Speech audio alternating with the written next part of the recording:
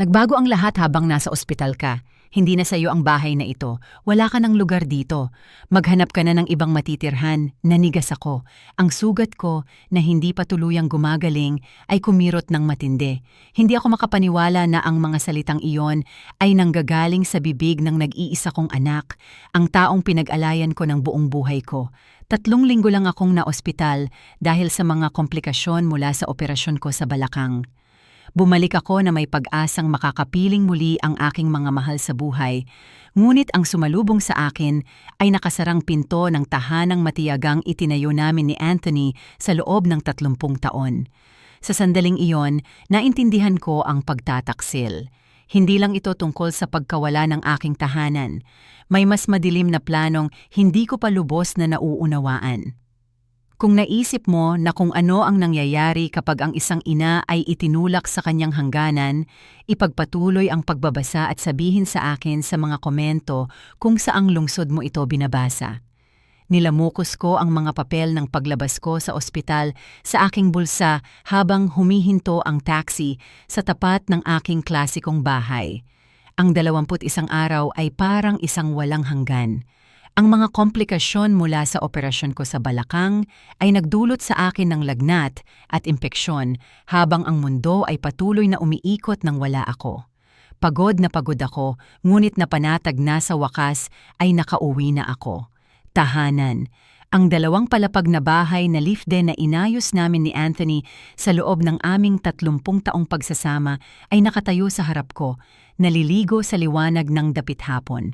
Ang mga rosas na itinanim ko, ilang dekada na ang nakalilipas, ay namumulaklak pa rin sa gilid ng daanan, bagaman halatang kailangan ng mga ito ng pag-aalaga pagkatapos ng aking pagkawala.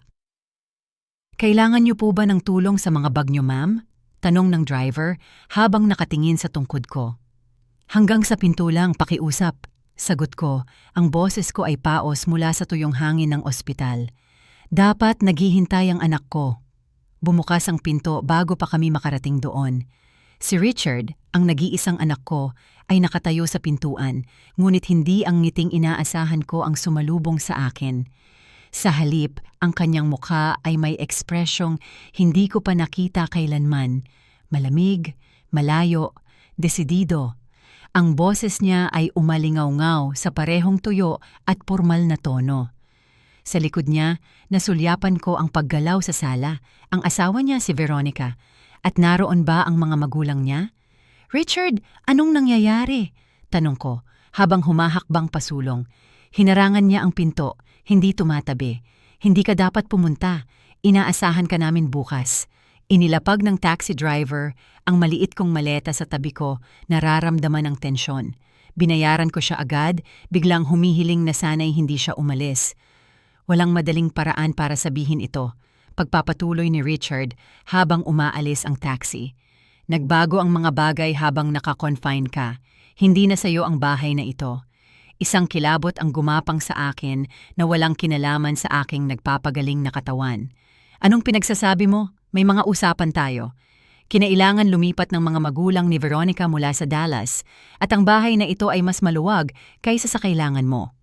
Napirmahan na ang mga dokumento. Kailangan mong maghanap ng ibang matitirhan. Nahirapan ang isip ko na iproseso ang kanyang mga salita. "Mga dokumento? Wala akong pinirmahan." "Richard, kalokohan ito. Papasukin mo ako sa bahay ko ngayon din."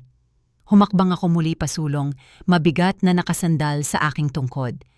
Sa pagkakataong ito, lumitaw si Veronica sa tabi niya.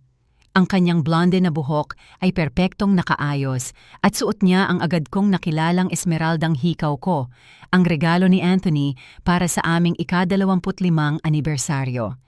"Isabella," sabi niya na may huwad na tamis na natutunan kong kilalanin sa paglipas ng mga taon, "naipack na namin ang mga personal na gamit mo. Nasa mga kahon na ang mga ito sa garahe. Pwede naming ipadala kung saan ka man tumutuloy." Mula sa likuran nila, lumabas ang mga magulang ni Veronica, sina Raymond at Claudia Sterling. Sa paglipas ng mga taon, halos ilang beses ko lang silang nakita. Si Raymond, matangkad at eleganteng matipuno, na may pilak na buhok, ay palaging nagmumukhang mapagmataas sa akin. Si Claudia, na laging may mapanghusgang ekspresyon, ay hindi nag-abalang itago ang kanyang paghamak sa aking simpleng tahanan. Ang mismong bahay na kinatatayuan niya ngayon, na parang pag-aari niya. Ikinalulungkot ko na umabot sa ganito, sabi ni Raymond, na parang hindi naman talaga humihingi ng paumanhin. Pero naging napakalinaw ni Richard sa mga kasunduan, ang bahay ay legal na nailipat. Legal? Nagawa akong mautal. Imposible yan, wala akong pinirmahan. Tumigas ang mukha ni Richard. Power of attorney. Naalala mo yung mga papel na pinirmahan mo bago ang operasyon mo para sa mga desisyong medikal? Kasama rin doon ang mga usaping pinansyal. Ang revelasyon ay tumama sa akin na parang suntok. Oo, pumirma ako ng makapal na dokumento na iniabot sa akin ng sarili kong anak. Habang nag-aalala ako sa operasyon, nagtiwala ako sa kanya ng bulag. Hindi ko man lang binasa lampas sa unang pahina. Niloko mo ako, sabi ko. Ang mga salita ay tunog hungkag, kulang laban sa laki ng pagtataksil. Ginagawa namin ang makakabuti para sa lahat, singit ni Veronica. Masyadong malaki ang bahay na ito para panatilihin mo ng mag-isa. Si Richard na ang namamahala nito sa loob ng maraming taon. Huwag ka nang magpapakita dito. Matatag na pagtatapos ni Richard. Ipapadala namin ang mga gamit mo. Pinal na ang desisyon. Nakatayo ako doon, nakasandal sa aking tungkod, nakatitig sa anak na pinalaki ko, ang batang kinwentuhan ko bago matulog, ang teenager na tinuruan kong magmaneho, ang lalaking binayaran ko ang matrikula sa kolehiyo sa pamamagitan ng pagtatrabaho ng dagdag na oras. Ngayon, siya ay isang estranghero na suot ang mukha ng aking anak. Labag sa batas ito, mahinang sabi ko. At alam mo yan. Tapos na, malamig niyang sagot. Huwag mo nang pahirapan pa. May nabasag sa loob ko, pero hindi sa paraang inaasahan nila. Walang luha, walang pakiusap. Ito ay isang nagyayelong kalinawan, isang determinasyon na hindi ko naramdaman mula pa noong mga taon ko sa pagbabantay ng pagsunod sa mga patakaran ng bangko. Mag-enjoy kayo kung gayon, simpleng sabi ko, tumatalikod. I enjoy nyo ang lahat. Ang pagkalito sa kanilang mga mukha sa aking kahinahunan ay halos naging sulit sa kabila ng pagkawasak. Halos. Habang papilay-pilay ako patungo sa taxi, na naging maagap akong hilinging maghintay, inilabas ko ang aking telepono hindi para tumawag ng pulis. Hindi pa. Darating din iyon sa sarili kong panahon, sa sarili kong paraan. Sa halip, nagpadala ako ng iisang mensahe kay Gloria Evans, Plan B. Ang kwarto sa hotel sa downtown Phoenix ay walang personal na touch, pero malinis. Isang pansamantalang kanlungan habang binabawi ko ang aking lakas at kalinawan. Nanginginig pa ang mga kamay ko habang nakaupo ako sa gilid ng kama, nakatitig sa aking telepono. Agad na sumagot si Gloria.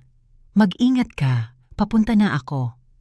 Si Gloria Evans at ako ay magkaibigan sa loob ng 40 taon simula pa noong kolehiyo.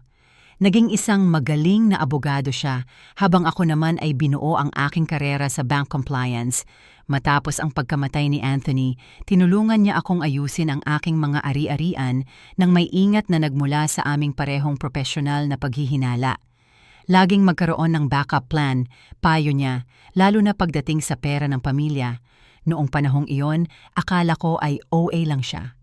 Ngayon, ang kanyang paghahanda ay tila halos isang propesiya. Isang mahinang katok sa pinto ang nagpahayag ng kanyang pagdating.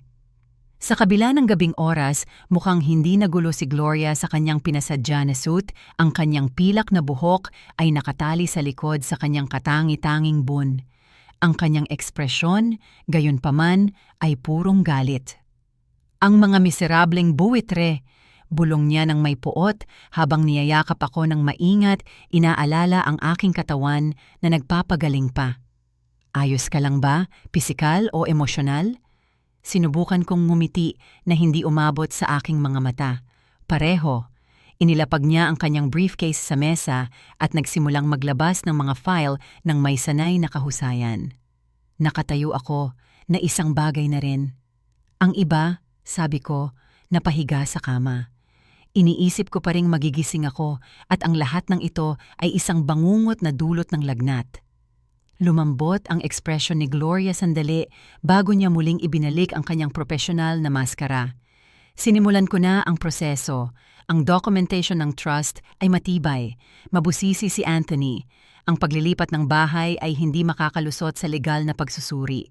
Gaano katagal? Tanong ko. Para mapawalang bisa ang mapanlinlang na paglilipat na ito. Ilang linggo, siguro buwan kung magdesisyon silang maglaro ng marumi. Huminto siya. Pero Isabella, may iba pa. May nahanap ako habang sinusuri ang mga account mo. Nanikip ang tiyan ko. Ano yon? Hindi pangkaraniwang mga withdrawal mula sa iyong investment accounts habang naka-confine ka. Malalaking withdrawal. Inabot niya sa akin ang isang nakaprint na statement. Mabilis ko itong tiningnan. Ang aking karanasan sa pagbabangko ay agad na nakadetect ng mga irregularidad. 5 transfer na nagkakahalaga ng higit sa 220,000 dolyar. Lahat sa mga account na hindi ko kilala. Lahat ay ginawa gamit ang mga digital na lagda na di umano'y sa akin. Habang halos wala akong malay sa ICU, bulong ko, nararamdaman ang buong bigat ng pagtataksil. Hindi lang nila kinuha ang bahay ko, sinasaid nila ang mga account ko. May mas malala pa, patuloy ni Gloria ng seryoso. Ang legal assistant ko ay gumawa ng paunang pagsusuri sa mga sterling. Ang kanilang negosyo sa real estate consulting sa Dallas ay may ilang reklamo na misteryosong iniatras bago magsimula ang formal na investigasyon. At ang LinkedIn profile ni Veronica ay nagpapakita ng karanasan sa 3 mortgage company na nagsara dahil sa mga paglabag sa regulasyon. Lahat ay nagkaroon ng saysay sa isang nakakapanindig balahibong kalinawan. Kasabwat ba sila sa isang uri ng mortgage fraud? Tumango si Gloria. At malamang na pinaplano na nila ito ng ilang buwan, naghihintay ng tamang pagkakataon. Ang pagkakaospital mo ay nagbigay sa kanila ng perpektong oportunidad para pabilisin ang kanilang mga plano. Nagbalik ang isip ko sa mga pag-uusap noong nakaraang taon. Ang lumalaking interes ni Veronica sa aking pananalapi, ang tila kaswal na mga tanong ni Richard tungkol sa aking mga bank account at mga contact. Ang pundasyon ng pagtataksil na ito ay itinayo matagal na bago ang aking operasyon. Richard, sabi ko, ang pangalan niya ay bumara sa lalamunan ko. Sa tingin mo ba, alam niya ang ginagawa nila? Ang katahimikan ni Gloria ay sapat na sagot. Tinuruan ko siya ng mas mahusay kaysa doon, bulong ko, halos hindi marinig. Tinuruan din siya ng mas mahusay ng ama niya. Sagot ni Gloria, ang tono niya ay malambot ngunit matatag. Nagbabago ang tao, Isabella, lalo na kapag pera ang sangkot. Ang tanong ngayon ay, anong gusto mong gawin tungkol dito? Ipinikit ko ang aking mga mata, nararamdaman ang bigat ng 67 taon na inilaan sa pagbuo ng karera, pamilya at tahanan. Pagdilat ko, may tumigas sa loob ko. Lahat, sagot ko. Gusto kong gawin ang lahat ng posible para mabawi ang sa akin at harapin nila ang mga kahihinatnan. Lahat, pati na si Richard. Halos hindi tumaas ang kilay ni Gloria. Walang proteksyon dahil lang sa pagiging ina, sabi ko. Ginawa niya ang kanyang pinili. Masakit sabihin pero totoo. Kung kasabwat siya sa isang bagay na iligal, nararapat sa kanya ang darating. Tumango siya, nasiyahan sa aking determinasyon. Kung gayon, kailangan nating maging matalino, madiskarte. May mga contact ako sa FBI Financial Crimes Unit na magiging interesado sa natuklasan natin. May mga contact din ako, sagot ko, iniisip ang mga dating kasamahan. Pero ayokong kumilos ng masyadong mabilis. Iniisip nila na talo na ako. Isang walang magawang matandang babae na tahimik na aatras. Ang pananaw na iyon ay nagbibigay sa atin ng kalamangan. Anong iniisip mo? Dumukot ako sa aking bag at inilabas ang isang maliit na itim na notebook, ang aking lifeline noong mga taon ko sa pagbabangko. Una, idodokumento natin ang lahat. Bawat withdrawal, bawat peke na dokumento, bawat kasinungalingang sinabi. Pagkatapos, susundan natin ang trail ng pera. Kung nagsiset up sila ng fraud, may mga pattern yan. Ngumiti si Gloria, yung matalas, mapanganib ng ngiti na naaalala ko noong kabataan namin. At pagkatapos, At pagkatapos, sabi ko, nararamdaman ang malamig na determinasyon na dumadaloy sa akin. Ipapalo natin ang bitag kapag hindi nila inaasahan. Nagsimula kaming balangkasin ang plano. Nag-buzz ang telepono ko dahil sa mensahe mula kay Richard. Ma, kailangan namin ang mga password sa investment accounts mo para mailipat ang natitirang pondo para sa pangangalaga mo. Ipadala mo agad. Ipinakita ko ang mensahe kay Gloria na umiling sa pandidiri. Anong sasabihin ko? Tanong ko. Wala muna, sagot niya. Hayaan mo silang magtaka. Hayaan mo silang mag-alala. Tumango ako, isinasantabi ang telepono. Ang dating Isabela ay tutugon agad, sabik na pakalmahin ang sitwasyon para panatilihin ang kapayapaan sa anumang halaga. Ngunit ang Isabela na iyon ay naiwan sa pintuan ng bahay na ninakaw nila sa akin. Ang Isabela na ito ay naglalaro ng pangmatagalan, nagtatago sa isang kwarto ng hotel. Muli akong nakipag-ugnayan sa aking matalik na kaibigan at abogadong si Gloria, na nagbunyag ng nakakagulat na balita. Hindi lang nila kinuha ang bahay ko, kundi sinasaid din nila ang mga account ko habang nasa ospital ako. Sa pagtuklas ng mga kahina-hinalang galaw sa kasaysayan ng negosyo ng mga Sterling, kinailangan kong harapin ang nakakadurog na posibilidad na ang sarili kong anak ay kasabwat sa isang bagay na talagang masama. Nagpapagaling pa man pisikal, ngunit mas matatag sa aking pasya, gumawa ako ng susing desisyon. Sa halip na harapin sila agad, hahayaan ko silang maniwala na nanalo sila habang tahimik kong binubuo ang kaso na magiging dahilan ng kanilang pagbagsak. Kailangan mong makita ito, sabi ni Gloria, iniusog ang kanyang laptop sa mesa ng hotel. 3 araw na ang nakalipas mula nang mapahiya ako sa pagpapalayas. Lumipat kami sa mas komportableng extended stay suite, nagbabayad ng cash para walang iwanang electronic traces. Unti-unting bumabalik ang lakas ng katawan ko, bagaman sariwa pa rin ang mga sugat sa damdamin. Ipinapakita ng screen ang mga record ng ari-arian mula sa aking kapitbahayan. Nanliit ang mata ko, sinusuri ang dokumento. Ang ikatlong ari-arian mula sa ibaba, turo ni Gloria. Nanlaki ang mga mata ko sa gulat. Ang pamilya Miller, 2 bahay ang layo, ay nagbenta ng kanilang tahanan, 3 buwan na ang nakakaraan. Ang mga bumili, Sterling Investment Properties, LLC. Hindi pwedeng nagkataon lang yan, bulong ko. Mas maganda pa, sabi ni Gloria, naglilipat ng higit pang mga dokumento. Ang pamilya Henderson sa tapat ng kalye ay nagbenta sa parehong kumpanya noong nakaraang buwan at ang retiradong mag-asawa sa kanto ay may kontrata na sa parehong mamimili. Binibili nila ang buong kapitbahayan. Bulong ko, pinapanood ang pagbuo ng pamamaraan. Pero bakit? Binuksan ni Gloria ang isang zoning request na isinampa sa City Planning Department 2 linggo na ang nakakaraan habang nasa ospital pa ako. Isinumite nila ang proposal na ito para baguhin ang zoning ng buong block mula sa single-family residential patungong mixed-use commercial. Ang balita ay tumama sa akin na parang suntok. Ang aking kapitbahayan ay nasa gilid mismo ng mabilis na lumalawak na distrito ng downtown Phoenix. Sa bagong zoning, ang halaga ng mga ari-arian ay tataas ng husto. Ginagamit nila ang bahay ko bilang headquarters habang binibili nila ang iba pang mga bahay sa paligid nito. Sabi ko, biglang naiintindihan kung paano nagtutugma ang lahat ng piraso.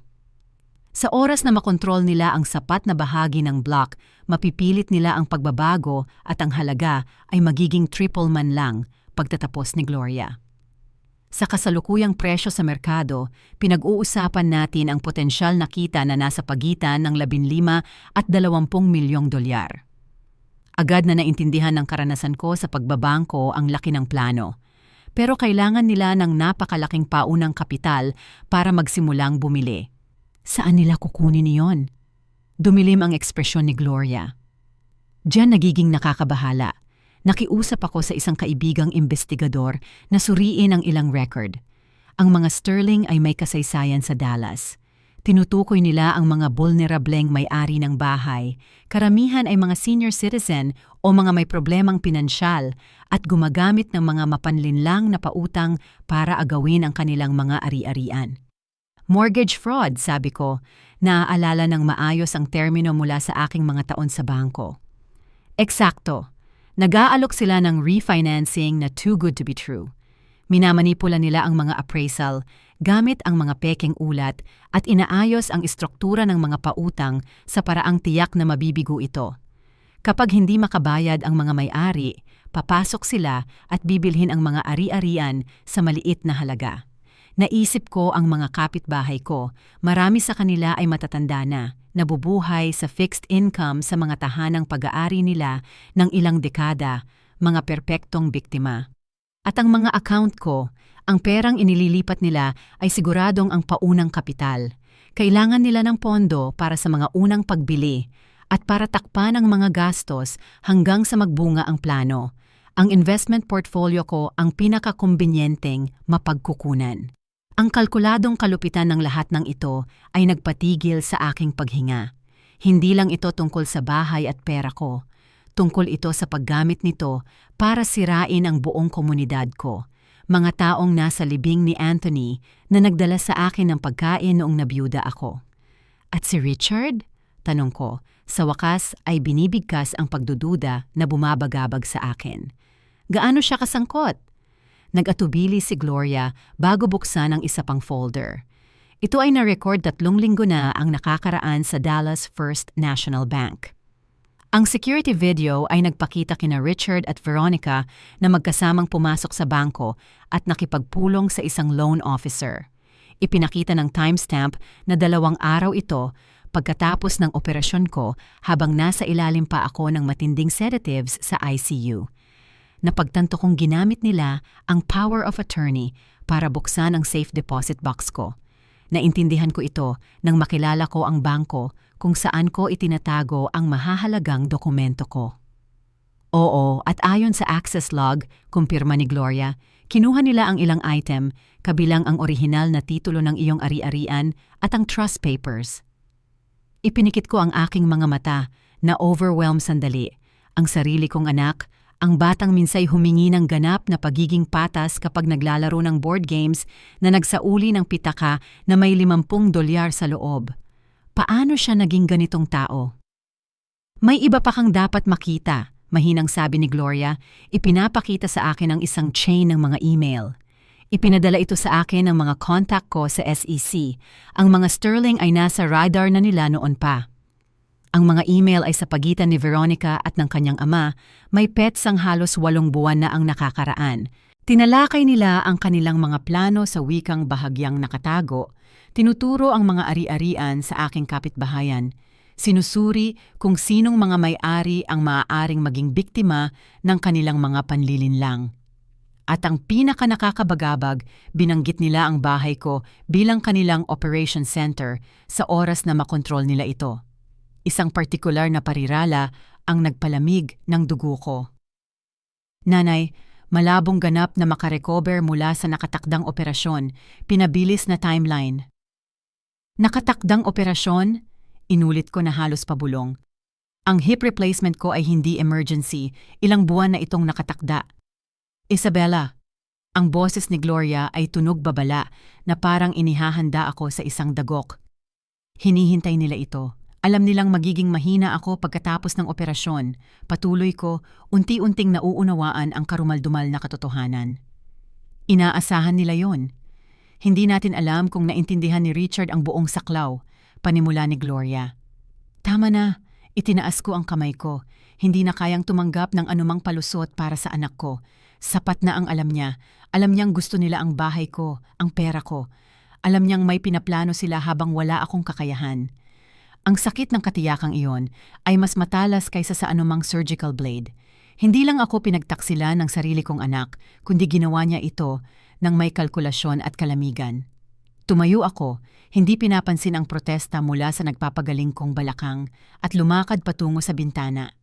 Ang skyline na ng Phoenix ay kumikislap sa ilalim ng paglubog ng araw, walang pakialam sa trahedya ng tao na nagaganap sa mga kalye nito. Anong gusto mong gawin? Mahinang tanong ni Gloria. Humarap ako sa kanya, malinaw na malinaw ang desisyon ko. Gusto ko ng hustisya, simpleng sagot ko. Hindi lang para sa sarili ko, kundi para sa lahat, para sa mga niloko nila o binalaklokohin at gusto ko ang bahay ko pabalik. Tumango si Gloria, seryoso pero matatag. Kung gayon, kailangan nating kumilos ng maingat. Iniisip nilang nanalo na sila. Nagbibigay yan sa atin ng elemento ng sorpresa. Mabuti, sagot ko. Isang plano na ang nabubuo sa isip ko dahil bibigyan ko sila ng sorpresa ng kanilang buhay. Habang sinusuri ko ang mga record ng ari-arian kasama si Gloria, lumabas ang isang nakakabahalang pattern. Sistematikong binibili ng mga sterling ang mga bahay sa buong kapitbahayan ko. Naghahanda ng isang ambisyosong rezoning plan na nagkakahalaga ng milyon-milyon. Ang pagtataksil ay mas sumakit nang matuklasan ko ang ebidensya na si Richard ay hindi lang basta oportunista. Alam niya ang mga plano ng ilang buwan. Maaaring kinalkula pa niya ang pagkuha para sumabay mismo sa operasyon ko. Dahil nasa panganib ang aking komunidad at ang matagal ko ng mga kapitbahay sa kanilang mapanlinlang na pamamaraan, tumigas ang aking pasya. Hindi na lang ito tungkol sa pagbawi ng bahay ko. Tungkol ito sa pagpigil sa isang sopistikadong operasyon ng pandaraya bago pa may bumagsak na mas maraming bulnerableng tao. At ako mismo ang taong nakakaalam kung paano ito gawin. Isabella, sigurado ka ba dito? Nag-aalalang tanong ni Gloria. Pinapanood akong mag-makeup sa salamin ng banyo sa hotel. Naghihilom pa ang balakang mo.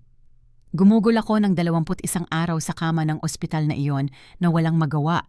Sagot ko, naglalagay ng lipstick ng may matatag na kamay. Tapos na ako sa kawalan ng magawa. 1 linggo na ang nakalipas mula nang mapalayas ako. Sa panahong iyon, mabusising binuo muli namin ni Gloria kung paano gumagana ang operasyon ng mga sterling. Ang negosyo nila sa Dallas ay nag-iwan ng bakas ng mga biktima sa pananalapi, mga senior citizen na nawalan ng lahat dahil sa mga mapanlinlang na kontrata at pekeng dokumento. Ngayon ay inuulit nila ang parehong pamamaraan sa Phoenix, gamit ang bahay ko bilang base nila. Kailangang maging perpekto ang timing, paalala ko sa kanya. Tinitingnan ang sarili sa huling pagkakataon sa salamin. Ang aking eleganteng gray pantsuit at simpleng alahas ay nagpapakita ng eksaktong imahe na gusto ko. Hindi isang talunang matandang babae, kundi isang banking professional na may ilang dekadang karanasan. Tahimik ang mga ahente, kumpirma ni Gloria. Handa na sila. Kikilos lang sila kapag nagbigay tayo ng signal. Matapos matuklasan ang laki ng scam, dinala namin ang aming ebidensya sa FBI Financial Crimes Unit. Ilang buwan nang binubuo ng mga ahente ang kaso laban sa mga sterling, ngunit kulang sila sa internal access na maiaalok namin ngayon. Nakipagkasundo kami. Ipagpapaliban nila ang mga agarang pag-aresto para hayaan kaming makakalap ng mas matibay na ebidensya at kapalit nito, magkakaroon ako ng prioridad sa pagbawi ng aking mga ari-arian. Tandaan mo, kailangan natin ng dokumentadong patunay na ginagamit nila ang pagkakakilanlan ko at ang impormasyong pinansyal ko. Binigkas ko ang mga susing punto ng aming diskarte. Access sa bangko, mga pekeng pirma, tahasang pag-amin sa plano. Kung wala ang mga dokumentong iyon, pwede nilang sabihin na voluntaryo kong ibinigay ang lahat. Tumango si Gloria habang tinitingnan ang kanyang relo. Ang appointment ni Veronica sa salon ay magsisimula sa loob ng 30 minuto. Mawawala siya ng hindi bababa sa 2 oras. Sina Raymond at Claudia ay nasa isang real estate viewing sa kabilang bahagi ng bayan. At si Richard, ayon sa kalendaryo niya, ay hindi babalik mula sa trabaho hanggang 5:00. Perpekto. Ang predictable na rutina ng anak ko na dati kinatutuwaan ko ay ngayon ang aking estratehikong kalamangan. Huminga ako ng malalim para pakalmahin ang sarili.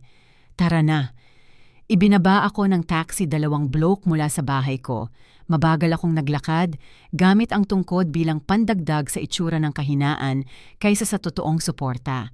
Ang kapitbahayan ay mukhang katulad ng dati, may maayos na mga hardin, lumang mga bahay at ang malaking puno ng oak sa kanto kung saan nagtayo si Richard ng treehouse. Ngunit ang lahat ay tila iba sa akin na bahira ng katiyakan ng kung ano ang lihim na nangyayari. Habang papalapit ako sa bahay, napansin ko ang mga banayad na pagbabago. Ang mga rosas na inalagaan ko ng maraming taon ay wala na, napalitan ng mga karaniwang halaman. Ang mga kasangkapan sa beranda na inayos namin ni Anthony ay wala na rin doon. Nagsimula na ang transformasyon, binubura ang mga bakas ng aming pamilya. Hindi ako pumunta sa pintuan sa harap. Mas pinili kong umikot sa gilid na pasukan, yung papunta sa kusina, na sa pagmamadali kong pumunta sa ospital, nakalimutan kong i-lock. Sa loob ng maraming taon, naging sikreto namin ito.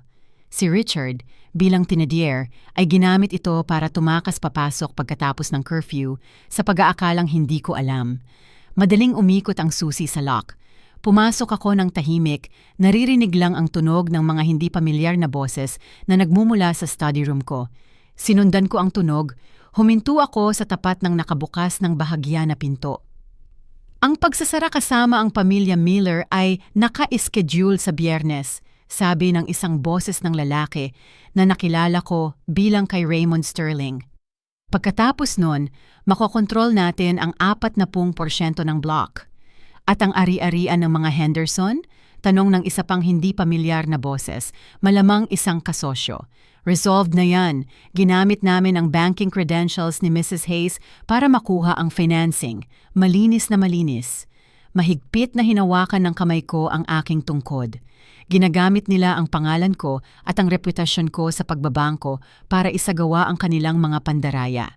Eksaktong kailangan namin para mapatunayan.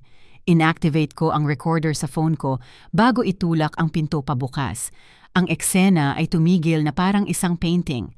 Si Raymond Sterling, nakaupo sa likod ng antik na mesa ni Anthony, ang kasosyo niya ay nakatayo sa bintana, lahat ay nakatitig sa akin ng may hubad na pagkagulat.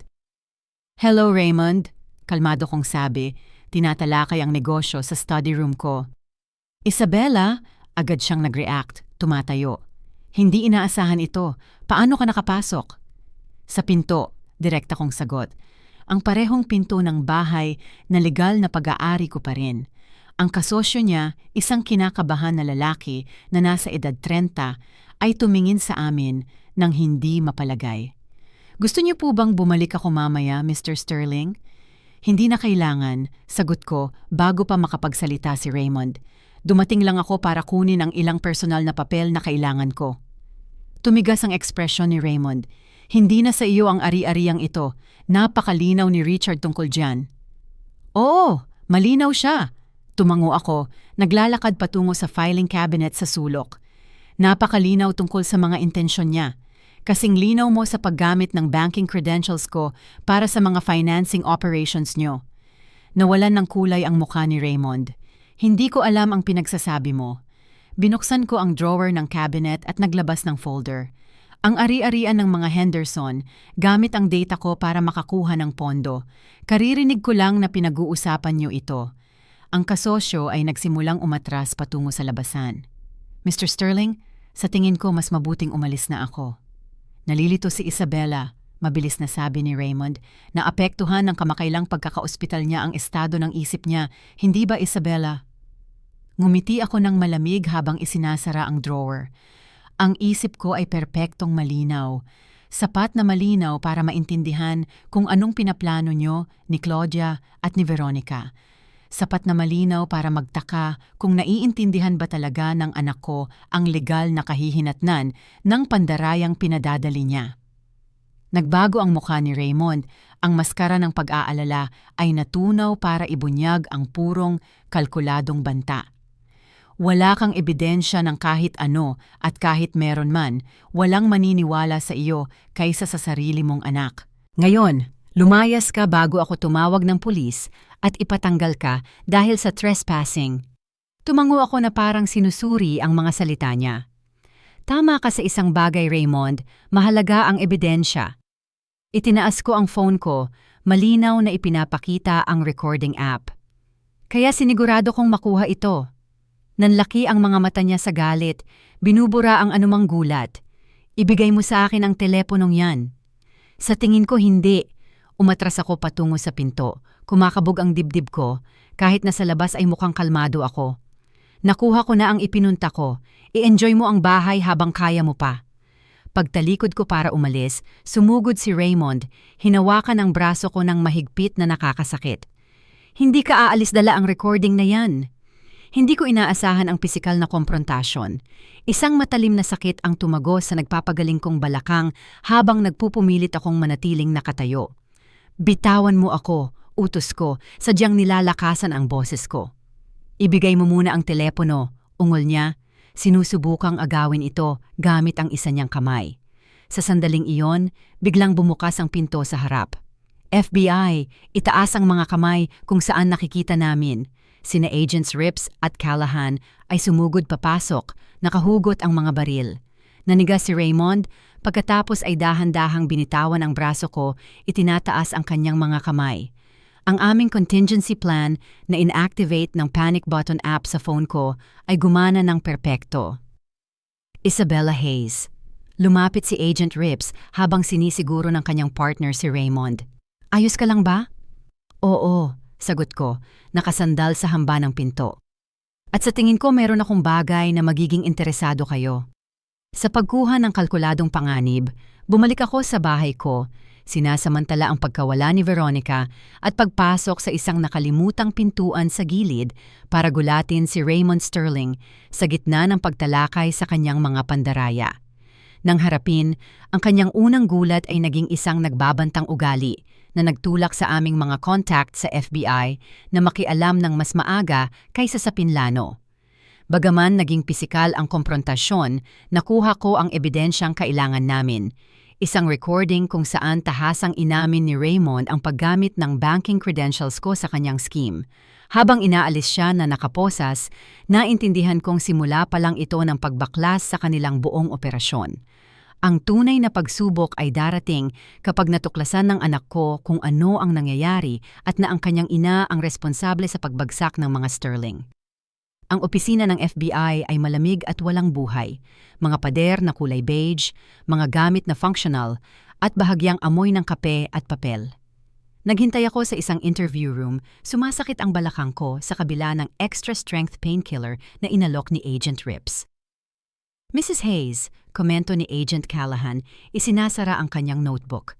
Ang recording mo ay hindi matatawaran ang halaga. Kasama ng financial documentation na ibinigay nyo at ni Miss Evans, meron na kaming sapat para makakuha ng search warrants para sa lahat ng ari-arian at record ng mga Sterling. At paano naman ang bahay ko? Tanong ko. At ang mga account ko? Isang hukom na ang naglabas ng emergency order na nagpi-freeze ng anumang transaksyon na may kaugnayan sa iyong ari-arian, paniniguro niya sa akin. Walang makakapagbenta o makakapaglipat nito hanggat hindi nalilinaw ang legal na pagmamayari.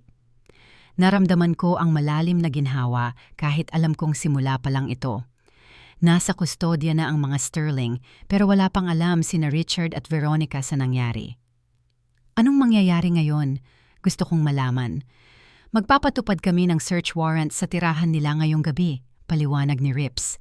Dadalhin si Mrs. Sterling para tanungin tungkol naman sa anak mo. Nag-atubili ang ahente, bahagyang pinalalambot ang kanyang profesional na tono. Batay sa mga pahayag mo, kailangan naming tukuyin ang antas ng pagkakasangkot na maaring mayroon siya. Bumukas ang pinto at pumasok si Gloria, seryoso ang mukha ngunit nasiyahan. Kakarating lang ng mga unang utos ng korte. Sabay-sabay silang kumikilos sa mga opisina ng mga Sterling sa Dallas. Mrs. Hayes, maingat na sabi ni Callahan, naiintindihan namin na komplikado ito.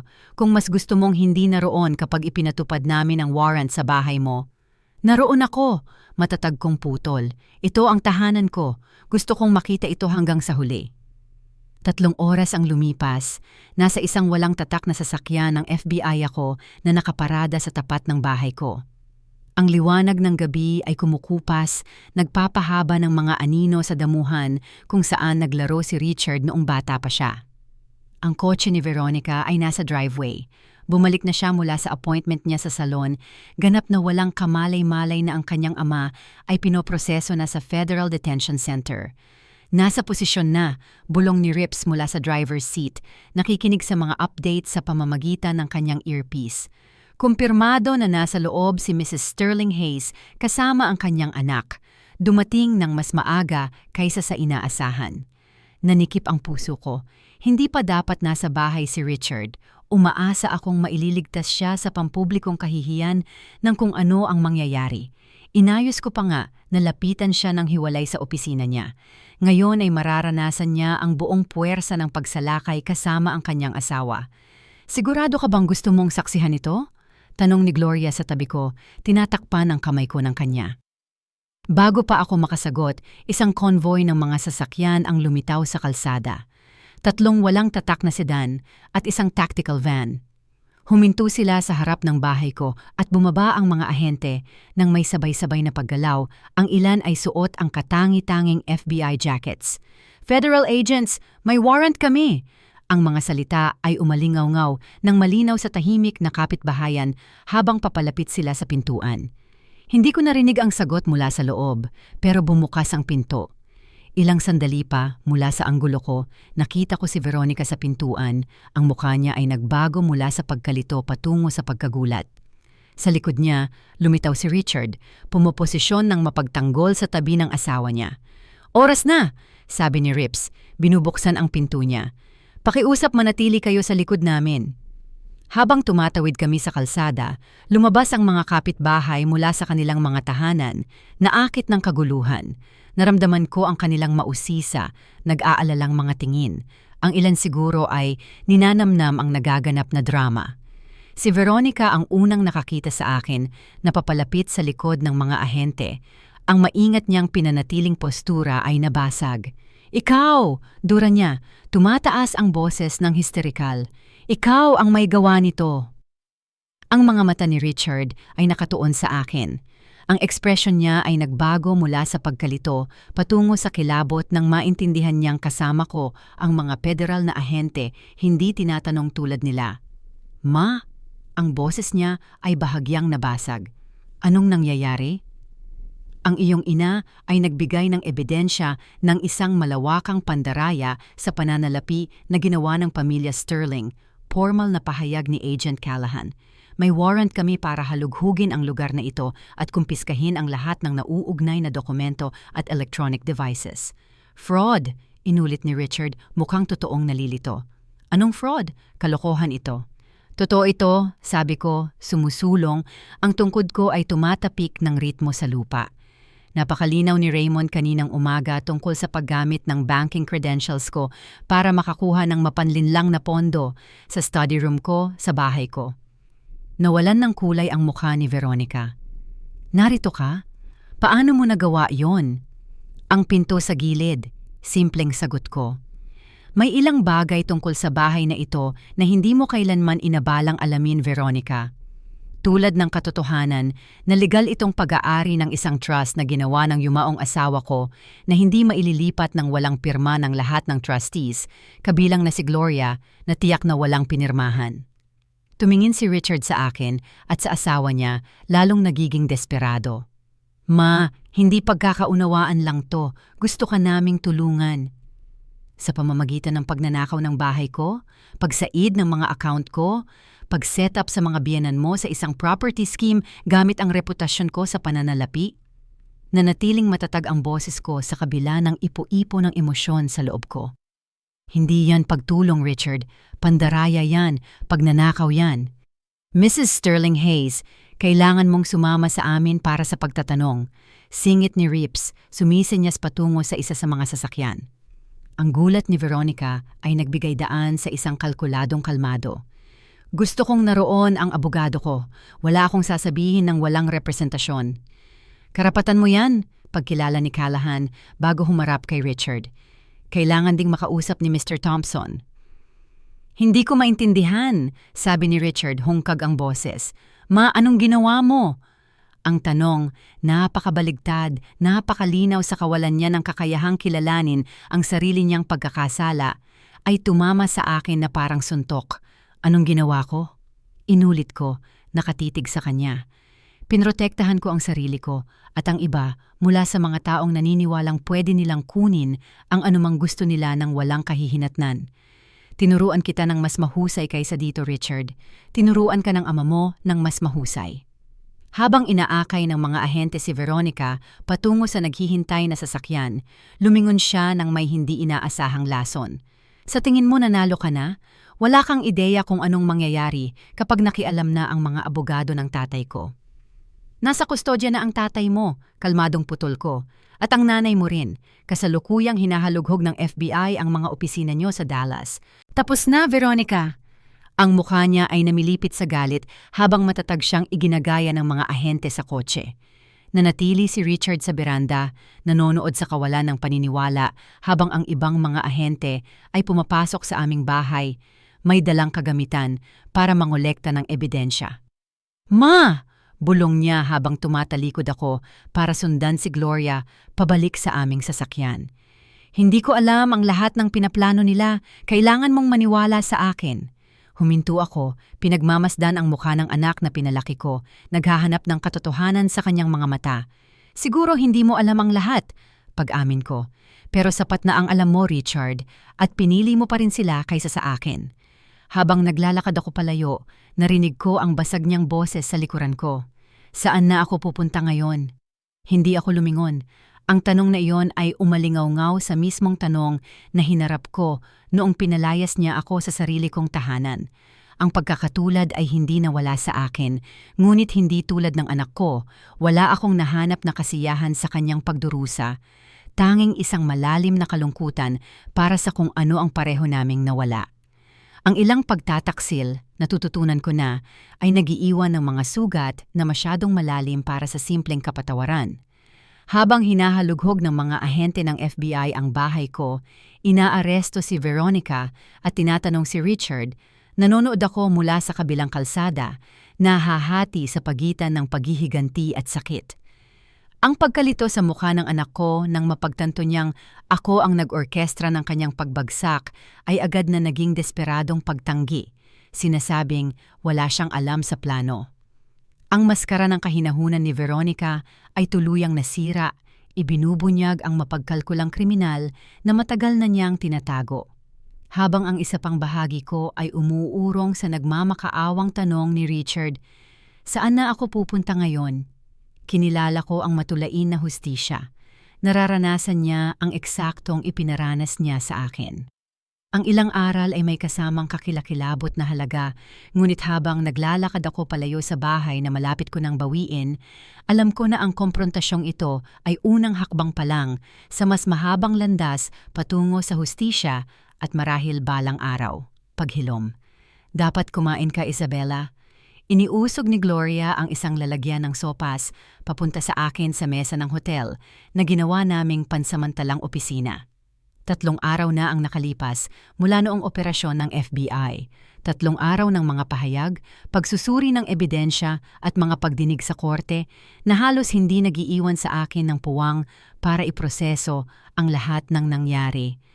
Hindi ako gutom, sagot ko, sinusuri ang pinakabagong pakete ng mga dokumento na dinala ni Gloria mula sa opisina niya. Ilang araw ka nang hindi gutom, pagpupumilit niya. Nagpapagaling pa ang katawan mo, kailangan mo ng lakas. Bumuntong hininga ako, alam kong tama siya. Ang pisikal na pagod at tensyon ay humabol na sa akin. Labag sa loob, binuksan ko ang lalagyan at sinubukan ang isang kutsara ng chicken soup. Mas mabuti, tumango si Gloria na siyahan. Ngayon, dapat nating pag-usapan ang pulong bukas. Ang pulong na tinutukoy niya ay ang unang harapang pakikipagkita ko kay Richard mula noong operasyon. Hiniling niya ito sa pamamagitan ng kanyang abogado, isang batang pampublikong tagapagtanggol na nagngangalang Marcus Reed, na nakipag-ugnayan kay Gloria noong nakaraang araw. Sinasabi niyang hindi niya naintindihan ang lawak ng operasyon ng mga Sterling, patuloy ni Gloria sa neutral na tono. Sinasabi niyang inilihim ni Veronica sa kanya ang halos lahat at na ang power of attorney na niloko kanyang pirmahan ay nagbigay daan sa kanya para ilipat ang pondo mula sa mga account mo. Hindi ko mapigilan ang pait na gumapang sa boses ko. Wala rin ba siyang alam sa dalawang yon? Lumambot ang ekspresyon ni Gloria. Hindi ko siya ipinagtatanggol, Isabella. Sinasabi ko lang kung anong sinabi ng abogado niya. Ibinaba ko ang kutsara ko sa plato, ayaw nang kumain. Ano pa ang sinabi nitong Reed na to? Gusto ni Richard na makipagtulungan ng buo sa investigasyon. Nag-alok siyang magbigay ng detalyadong testimonya tungkol kay Veronica at sa mga magulang nito, kapalit ng pagsasaalang-alang sa sitwasyon niya sa sarili niyang proseso. Tinatalikuran niya sila. Ang ideya ay hindi dapat nakakagulat sa akin at gayunpaman ay nagulat ako. Ang Richard na kilala ko ay laging matinding tapat. Survival instinct, mungkahi ni Gloria. Ang ebidensya laban sa mga Sterling ay napakabigat. Ginagawa niya ang pinakakumbinyenteng legal na desisyon. At anong gusto niya sa akin, tanong ko, kahit hinala ko na. Opisyal na wala. Ang pulong ay di umano'y para lang ibigay niya sa iyo ang version niya ng mga pangyayari. Ang mapagdudang tono ni Gloria ay naglinaw na hindi siya naniniwalang iyon ang buong katotohanan. Sa di opisyal na usapan, ang impression ko ay umaasa siyang kakausapin mo ang mga taga-usig para sa kanya. Ang pakiusap ng isang ina para sa kapatawaran ay maaaring magkaroon ng malaking bigat.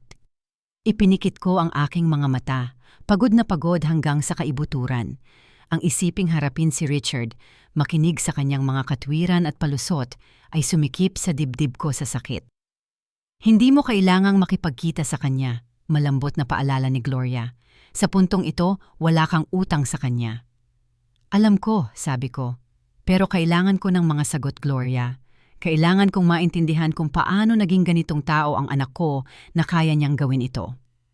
Ang interview room sa Federal Building ay malamig at hubad. Isang metal na mesa, hindi komportableng mga upuan, at isang malaking salamin na walang dudang nagtatago ng isang observation room. Naupo ako kasama si Gloria sa tabi ko. Ang mga kamay ko ay magkahawak sa mesa para itago ang kanilang bahagyang panginginig. Nang bumukas ang pinto, halos hindi ko nakilala ang lalaking pumasok. Si Richard, ang anak ko, laging sigurado sa sarili at maayos tingnan, ay mukhang magulo. Ang karaniwan niyang suit ay napalitan ng gusot na khaki pants at simpleng kamiseta. Ang anino ng bigote sa mukha niya ay nagpakitang hindi siya nag-ahit ng ilang araw. "Ma," sabi niya habang umuupo sa tapat ko. Ang abogado niya, isang seryosong binata na may salaming wire-rimmed, ay umupo sa tabi niya. "Richard," bati ko, sinusubukang panatilihing matatag ang boses ko. Isang maigting na katahimikan ang namagitan sa amin. Walang sino man sa amin ang nakakaalam kung paano simulan ang imposibleng pag-uusap na ito. "Mrs. Hayes," sa wakas ay nagsalita si Marcus Reed. Hiniling ng kliyente ko ang pulong na ito para linawin ang ilang aspeto ng sitwasyon na pinaniniwalaan niyang hindi naunawaan. "Nakikinig ako," sagot ko. Ang tingin ko ay nakapako kay Richard, hindi sa abogado niya. Tumikhim si Richard. "Una, gusto kong malaman mo na hindi ko ginustong umabot sa ganito ang mga bagay. Noong nag-usap kami ni Veronica tungkol sa paglipat ng mga magulang niya sa Phoenix, dapat pansamantala lang yon hanggang sa makahanap sila ng sarili nilang lugar. At ang power of attorney," putol ko sa kanya. "Yung niloko mo akong pirmahan bago ang operasyon ko." Ibinaba niya ang tingin niya sa hiya. "Ideya yon ni Veronica. Sabi niya prekosyon lang yon kung sakaling kailangang gumawa ng mga desisyon habang nagpapagaling ka. Pero ginamit mo yon para ilipat ang bahay ko at ubusin ang mga account ko," paratang ko. Nag-atubili siya, sumulyap sa abogado niya, na bahagyang tumango. "Lahat yon ay sina Veronica at Raymond. Sabi nila inililipat nila ang ilang pondo sa mas ligtas na investments para sa retirement mo. Hindi ko alam na talagang nagnanakaw na sila." Pinagmasdan ko ang mukha niya, naghahanap ng katotohanan sa mga mata niya. May desperasyon, walang duda, takot, pero ito ba ay tunay na pagsisisi o panghihinayang lang dahil nahuli siya? "Ang bahay," pagpupumilit ko. "Ikaw mismo ang nagsabi sa akin na hindi na ako pwedeng bumalik. Tumayo ka sa pinto ng tahanang itinayo namin ng tatay mo at sinabi mong hindi na iyon sa akin." Nakapako ang mga mata niya sa mesa. Kinambinsi ako ni Veronica na para sa ikabubuti yon. Sinabi niya sa akin na masyadong mabigat ang bahay para sa iyo, na mas magiging masaya ka sa isang senior living community. Lumunok siya ng malalim. "Akala ko tinutulungan ka namin." Dagdag niya, tinutukoy ang pagpapalaya sa akin na tanging damit lang sa likod ko ang dala at iniiwan ang mga personal na gamit ko sa mga kahon sa garahe.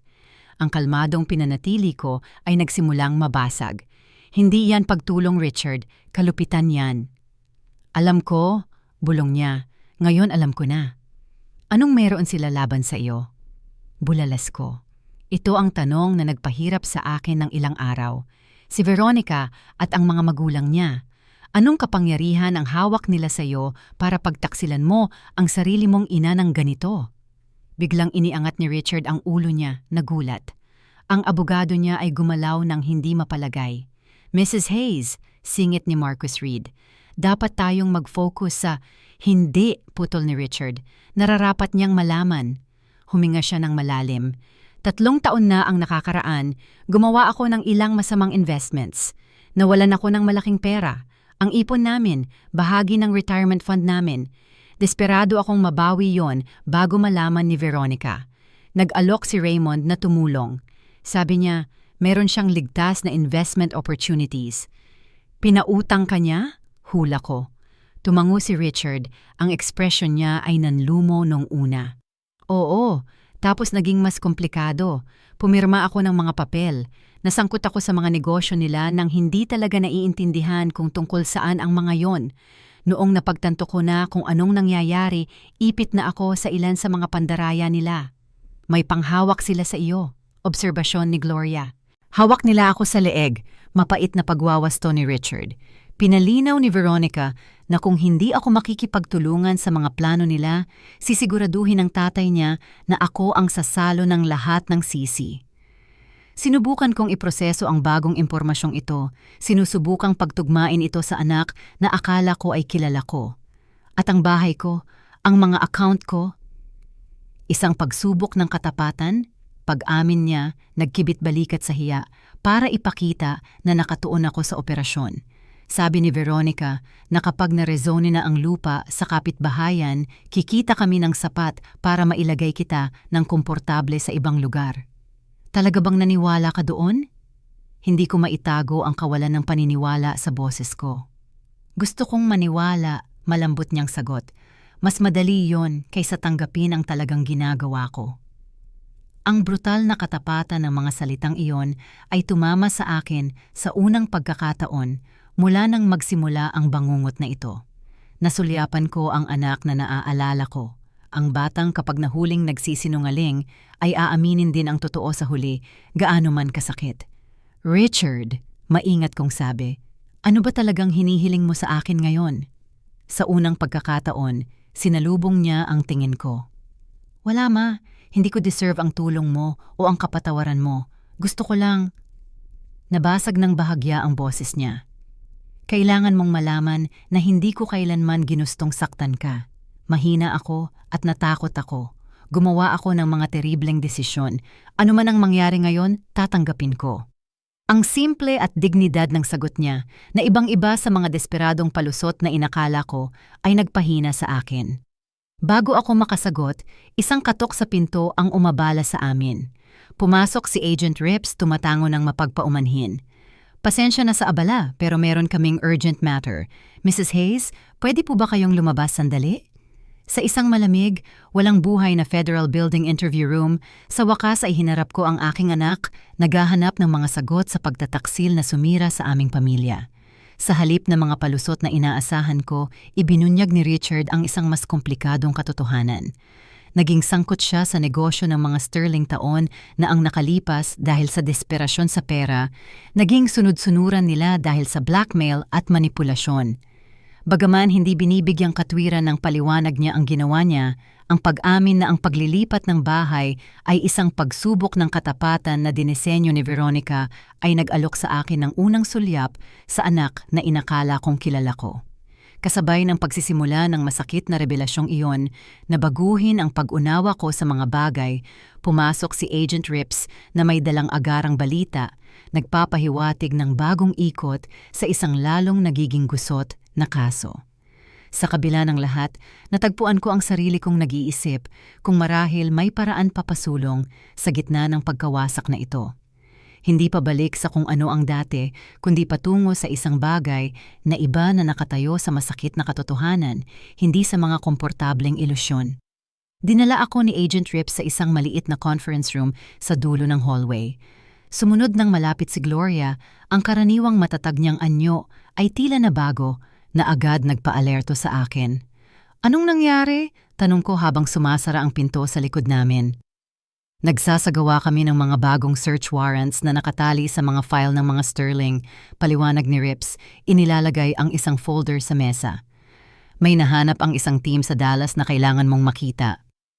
Binuksan niya ang folder at naglabas ng ilang litrato, maingat na inaayos ang mga ito sa harap ko. Lumapit ako, pinagmamasdan ang mga nakakapagpabigat na imahe ng may lumalagong pagkalito. Ipinakita ng mga ito ang isang pribadong kwarto sa ospital, kagamitang medikal at isang pasyente sa kama. Hindi ko maintindihan, sabi ko, tumitingin sa itaas. Anong kinalaman nito sa... Bumara ang mga salita sa lalamunan ko nang mag-focus ako sa huling litrato. Ang pasyente ay ako, walang malay, nakakonekta sa mga monitor sa ICU noong kamakailang pagkaka-ospital ko.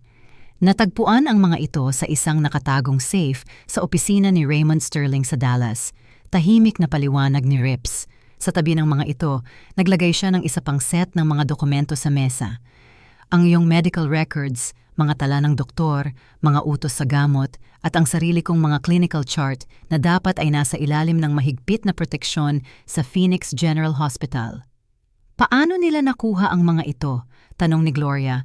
Ang instinct ng abogado ay agad na naintindihan ang mga implikasyon. Iyan ang ikinababahala namin, sagot ni Rips. Ang timestamps sa mga litratong ito ay hindi tugma sa regular visiting hours, at ang mga dokumentong ito ay naglalaman ng impormasyon na karaniwang hindi maa-access ng mga miyembro ng pamilya. Isang kilabot ang gumapang sa akin nang maintindihan ko ang ipinapahiwatig niya. May kasabwat sila sa loob ng ospital. Tumango si Rips ng seryoso. Natukoy namin ang isang nurse na nag-access sa mga record mo sa ilang pagkakataon noong wala sina Richard o Veronica. Ipinapakita ng mga phone record ang maraming tawag sa pagitan ng taong ito at ni Raymond Sterling. Pero bakit? Tanong ko, sinusubukang intindihin kung bakit nila ako babantayan ng ganun kalapit. Namutla ang mukha ni Gloria habang sinusuri ang mga dokumento. Isabella, tingnan mo ang mga note na ito sa gamot. Sinundan ko ang daliri niya sa isang note sa isa sa mga chart. Isang adjustment sa dosage sa pamamahala ng sakit ko pagkatapos ng operasyon. Ang orihinal na reseta ay binura at pinalitan ng mas mataas na dosis na nakasulat sa ibang sulat kamay. Mas tumagal ang paggaling mo kaysa sa inaasahan, maingat na paliwanag ni Rips. Ang impeksyon na nagpanatili sa iyo sa ospital ng 21 araw sa halip na ang karaniwang 5 hanggang 7, iniimbestigahan namin kung maaari itong sadyang idinulot. Ang implikasyon ay tumama sa akin na parang pisikal na dagok. Sinasabi niyo bang sinubukan nilang, hindi ko matapos ang pangungusap. Wala pa kaming ginagawang akusasyon, agad na paglilinaw ni Rips. Pero iniimbestigahan namin ang posibilidad na maaaring may sadyang nagtangkang pahabain ang pagkakaospital mo para bigyan ang mga Sterling ng mas maraming oras para isagawa ang mga plano nila. Kumapit ako sa gilid ng mesa, biglang nahihilo. Ang ideya na may nagmanipula sa aking medikal na paggamot, isinasapanganib ang buhay ko, ay halos imposibleng intindihin. Alam ba ni Richard ang tungkol dito? Nagawa kong itanong. Hindi pa, sagot niya. Gusto naming ipaalam muna sa iyo dahil sa napaka-personal na katangian ng pagtuklas na ito. Ipinatong ni Gloria ang kamay niya sa kamay ko, seryoso ang ekspresyon niya. Isabella, kung may sadyang nagbago ng pangangalaga sa iyo, ang kasong ito ay aakyat ng husto. Hindi na lang tayo nag-uusap tungkol sa pandaraya at pang-aabuso sa matatanda, kundi posibleng tangkang. Alam ko, putol ko, hindi kayang marinig ang mga salitang iyon na binibigkas ng malakas. Masyadong halimaw ang posibilidad para harapin ng direkta. May iba pa, patuloy ni Rips na may nakikitang pagkabalisa. Nakahanap kami ng isang life insurance policy sa pangalan mo. Kinuha 6 na buwan na ang nakakaraan. Ang nakalistang benepisyaryo ay si Richard Thompson. Naramdaman kong tumagilid ang kwarto. Alam ni Richard, bulong ko, ang huling mga piraso ng pag-asa para sa anak ko ay gumuho. Kailangang alam niya. Hindi naman siguro, babala ni Rips. Ang application ay may pirma niya pero nakatukoy na kami ng ilang pekeng dokumento sa kasong ito. Kailangan naming mag-imbestiga pa bago gumawa ng konklusyon. Ipinikit ko ang aking mga mata, sinusubukang labanan ang bagong alon ng pagtataksil na ito. Kung alam ni Richard ang mga maniobrang ito, kung kasabwat siya sa isang banta sa buhay ko, kung gayon, ang lahat ng sinabi niya sa akin sa interview room ay isang kasinungalingan. Ang imahe ng tunay kong anak na akala ko ay nakita ko ay walang iba kundi isa pang manipulasyon. Kailangan ko siyang makita ulit, sabi ko, nagdidilat ng mata na may panibagong pa siya. Sa ngayon, Mrs. Hayes, sa bagong impormasyong ito, ipinapayo naming huwag na, panimula ni Rips. Kailangan kong makita ang mukha niya kapag narinig niya ito, pagpupumilit ko. Doon ko malalaman kung alam niya. Pagkatapos ng 21 taon bilang compliance officer at isang buhay bilang ina, nakabuo ako ng halos supernatural na kakayahan para makadetect ng kasinungalingan. Kailangan kong tingnan si Richard sa mata kapag ibinagsak ang bombang ito. Nagatubili si Rips pagkatapos ay tumango. Tatanungin naman namin siya tungkol sa mga natuklasang ito. Kung ipinipilit mong naroon ka, pwede nating ayusin yon. Nang bumalik kami sa kwarto, sina Richard at ang abogado niya ay nag-uusap sa mahinang boses. Ang abogado niya ay lumapit, agad na naalerto. Agent Rips, ang kliyente ko ay nakipagtulungan ng buo. Kung ipinapahiwatig niyo na nakilahok siya sa anumang uri ng... Wala pa akong ipinapahiwatig, putol ni Rips. Hinihingi ko ang paliwanag sa mga dokumentong ito. Hindi ko maipaliwanag dahil wala akong kinalaman dyan. Tumaas ang boses ni Richard sa takot. Si Veronica ang humawak ng lahat ng usapin namin sa insurance. Sabi niya ina-update namin ang mga policy namin. Pinirmahan ko lang kung anong nilagay niya sa harap ko. Ang hilaw na takot sa mga mata niya, hindi lang takot sa kahihinatnan, kundi tunay na kilabot sa kung anong ginawa, ay nagbunyag ng higit pa sa anumang salita. Ang anak ko ay naging mahina, uto-uto, at marupok ang moralidad. Pero hindi ako naniniwalang may kamalayan siyang nakilahok sa isang plano na maaaring naglagay sa buhay ko sa panganib. Naiintindihan mo ba ang ibig sabihin nito, Richard? Tanong ko ng mahina. Ang asawa mo at ang mga magulang niya ay maaaring nagpaplano ng mas malala pa kaysa sa basta pagnanakaw lang ng bahay ko. Tinakpan niya ang mukha, gamit ang mga kamay niya, nagsimulang manginig ang mga balikat niya. Diyos ko, bulong niya. Anong ginawa ko? Anong hinayaan kong mangyari? Sa pagkakita sa anak ko na harapin ang laki ng pagtataksil ng asawa niya, nakaramdam ako ng hindi inaasahang alon ng habag. Gumawa si Richard ng mga teribleng desisyon. Pinagtaksilan niya ako sa mga paraang tila hindi mapapatawad. Pero biktima rin siya ng manipulasyon ng mga sterling, isa pang piyesa sa larong mas madilim kaysa sa naiintindihan niya mismo. Kailangan kong baguhin ang pahayag ko, bigla niyang sabi, tumitingin sa itaas na may bagong determinasyon. Kailangan kong sabihin sa inyo ang lahat ng alam ko tungkol kay Veronica at sa mga magulang niya. Lahat. Isang nakakadurog na revelasyon ang bumasag sa kung anong maliit na natitira sa mundo ko. May ebidensyang nagmumungkahi na sadyang kinumplikado ng mga sterling ang medikal na paggaling ko, posibleng inilalagay pa nga sa panganib ang buhay ko. Ang pinaka nakakagulat sa lahat ay ang pagtuklas ng isang life insurance policy sa akin na si Richard ang benepisyaryo. Nang harapin ang ebidensyang ito, ang tunay na kilabot at gulat ng anak ko ay nagsabi sa akin kung anong desperado kong kailangang malaman. Bagaman pinagtaksilan niya ako ng matindi, hindi siya sangkot sa halimaw na aspetong ito ng plano. Habang hinarap ni Richard ang tunay na katangian ng mga aksyon ng asawa niya, ang determinasyon niyang ibunyag ang lahat ay nagpahiwatig na may mas madidilim na sikreto pang matutuklasan. Sa kabila ng patuloy kong galit, natagpuan ko ang sarili kong nag-iisip na marahil sa gitna ng bangungot na ito, ang mga unang marupok na binhi ng pagtubos ay maaaring maisilang. Hindi pa kapatawaran, kundi marahil pag-unawa. 17 ari-arian. Inilatag ni Agent Callahan ang isang mapa sa mesa ng conference room. Lahat nakuha sa pamamagitan ng parehong mapanlinlang na pamamaraan.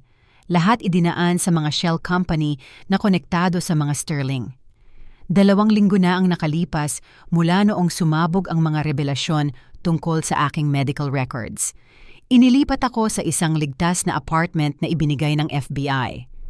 Tanging si Gloria at ang mga ahente na direktang nakatalaga sa kaso ang nakakaalam ng kinaroroonan ko. Ang investigasyon ay lumaki ng husto, nagbubunyag ng isang kriminal na network na mas malawak kaysa sa unang inakala.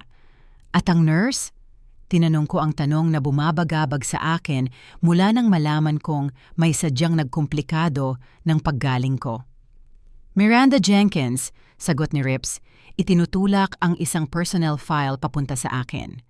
Nagtrabaho siya sa post-surgical care sa loob ng 3 taon. Nakumpirma namin na nakatanggap siya ng ilang bayad mula sa isang sterling shell company na nagkakahalaga ng higit sa $25,000 sa nakaraang 6 na buwan. Inamin niyang minanipula niya ang gamot ko. Kailangan kong malaman ang buong katotohanan, gaano man kasakit. Nagkatinginan sina Callahan at Rips. Nakikipagtulungan siya, maingat na sabi ni Callahan. Ayon sa pahayag niya, inutusan siyang pahabain ang panahon ng paggaling mo sa pamamagitan ng pag-a-adjust ng ilang gamot at pagpapakilala ng banayad na bacterial contamination habang nagpapalit ng IV. Bumaliktad ang sikmura ko sa kalamigan ng klinikal na paliwanag na iyon na sa totoo lang ay nangangahulugang kalkuladong pananakit. Pwede niya akong napatay. Sinasabi niyang tinimpla niya ang kontaminasyon para magdulot ng matagal na pagkakaospital nang hindi inilalagay sa panganib ang buhay mo. Dagdag ni Rips, ang tono niya ay puno ng pandidiri na parang mapapalambot noon ang ginawa niya. At si Veronica, siya ang nag-orkestra ng lahat ng ito? Ang tanong ay halos tunog rhetorical. Alam ko na ang sagot. Si Raymond Sterling ang gumawa ng unang pakikipag-ugnayan kay Jenkins, kumpirma ni Callahan. Pero ang ebidensya ay nagpapahiwatig na si Veronica ang nagdisenyo ng mga detalye. Ang mga text message na nakuha mula sa telepono niya ay may kasamang tiyak na mga tanong tungkol sa iskediul ng paggamot mo, regimen ng gamot, at inaasahang petsa ng paglabas. Ipinikit ko ang aking mga mata sandali, sinusubukan pa ring tanggapin ang kalkuladong kalupitan ng lahat ng ito. Ang sarili kong manugang ay sadyang pinahaba ang pagdurusa ko para bumili ng oras para sa pamamaraan nila. At paano naman ang pagkakasangkot ni Richard? Tanong ni Gloria, binibigkas ang hindi ko magawa. Wala kaming nahanap na ebidensya na alam niya ang tungkol sa medikal na manipulasyon, sabi ni Rips. Malawak ang naging pakikipagtulungan niya at naniniwala kaming totoo ito. Itinuturing ng prosekusyon na mahalaga ang testimonya niya para mapanatili ang kaso laban sa mga Sterling. Kahit papaano ay maliit na ginhawa. Pinagtaksilan ako ng anak ko pero hindi siya nakipagsabwatan para saktan ako ng pisikal. Malaki ang pagkakaiba, bagaman hindi nito binubura ang sakit ng mga aksyon niya. May iba pa ba akong dapat makita? Tanong ni Callahan, nagpapadulas ng isa pang folder papunta sa akin. Nakuha ito mula sa pribadong email ni Veronica. Sa loob ay isang serye ng mga mensahe sa pagitan ni Veronica at ng mga magulang niya na may petsang halos 2 taon na ang nakakaraan. Mabusisi nilang dinesenyo ang isang plano para agawin ang mga ari-arian ko, simula sa paghihiwalay sa akin mula sa pamilya at mga kaibigan. Pagkatapos ay unti-unting pangaangkin sa mga usaping pinansyal ko. At sa huli ay paglilipat sa akin sa isang long-term care facility kapag nasa ilalim na ng legal na kontrol nila ang lahat. Ang kalamigan na iyon ay nagpanginig sa mga kamay ko habang nagbabasa ako. Matagal na nila akong tinarget bago pa kinailangan ang operasyon ko sa balakang.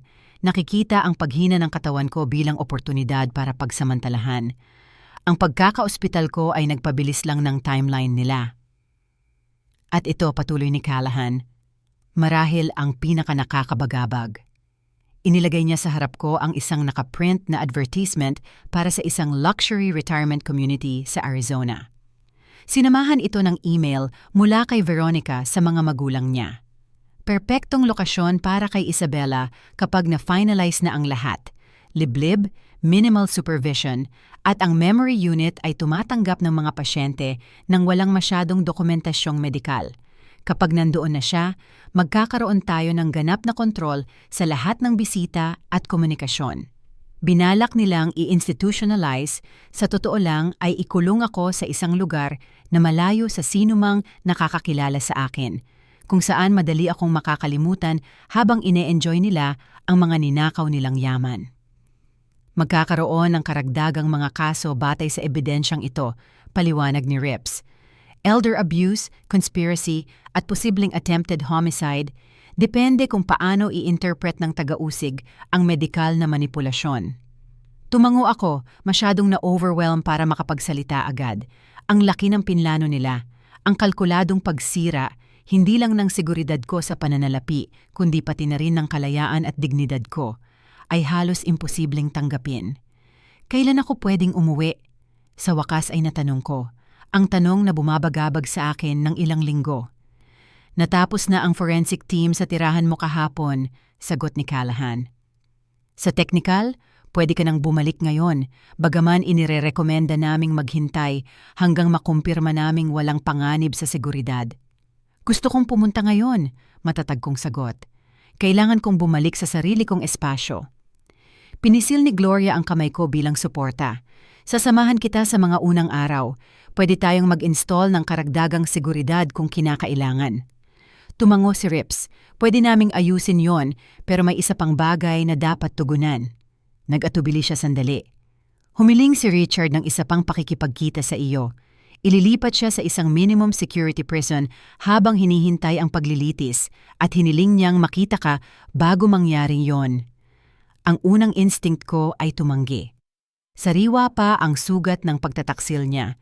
At hindi ako sigurado kung may lakas pa ako ng loob para sa isa pang komprontasyon. Gayunpaman, mayroon sa loob ko marahil ang ina na nakaalala sa batang siya noon na hindi makatanggi sa hiling na iyon. Bukas ng umaga, kung pwede, sagot ni Rips nang magtanong ako ng direkta. Pagkatapos nun, magiging limitado na ang mga pagbisita sa kanya hanggang sa matapos ang legal na mga proseso. Mabagal akong tumango. Makikipagkita ako sa kanya kung gayon. Nang hapong iyon, nakatayo ako sa beranda ko hawak ang susi, nag-aalinlangan bago ilagay ito sa lock. Ang itsura ng bahay ay mukhang pareho, pero alam kong sa loob ay nilusob ng mga estranghero ang espasyo ko. Pinlano nila ang pagbagsak ko sa lugar na dapat ay nangangahulugan ng kaligtasan. Magdahan-dahan ka, mahinang sabi ni Gloria sa tabi ko. Magiging mahirap ito. Huminga ako ng malalim at pinihit ang susi. Ang pamilyar na amoy ng tahanan ko, ang kislap ng kahoy, ang mga lumang libro, ang banayad na bakas ng lavender mula sa mga sachet na inilagay ko sa mga closet, ay natatakpan na ngayon ng mga pabango ng dayuhan at mga produktong panlinis. May mga bakas ng maikling pananatili ng mga sterling sa mga banayad na detalye. Ang mga kasangkapan ay halos hindi gumalaw. Ang paborito kong orchid ay wala na sa sunroom. May mga bagong kurtina na nakasabit sa sala. Sa study room ko, ang antik na mesa ni Anthony ay iniikot paharap sa pinto sa halip na sa bintana kung saan siya laging nagtatrabaho, nakatingin sa hardin. Ang maliit na pagbabagong iyon ay tumama sa akin ng mas malakas kaysa sa inaasahan ko. Binura nila ang mga routine namin, ang kasaysayan namin. Pwede nating ibalik ang lahat sa dati, paniniguro ni Gloria sa akin, nakikita ang mukha ko. Gawin itong sa iyo ulit. Mabagal akong tumango habang dumadaan sa bawat kwarto, pinapansin ang mga pagbabago at paglabag. Sa master bedroom, wala na ang mga damit ko sa closet, napalitan ng mamahaling mga suit ni Veronica. Ang simpleng jewelry box ko ay wala ng laman.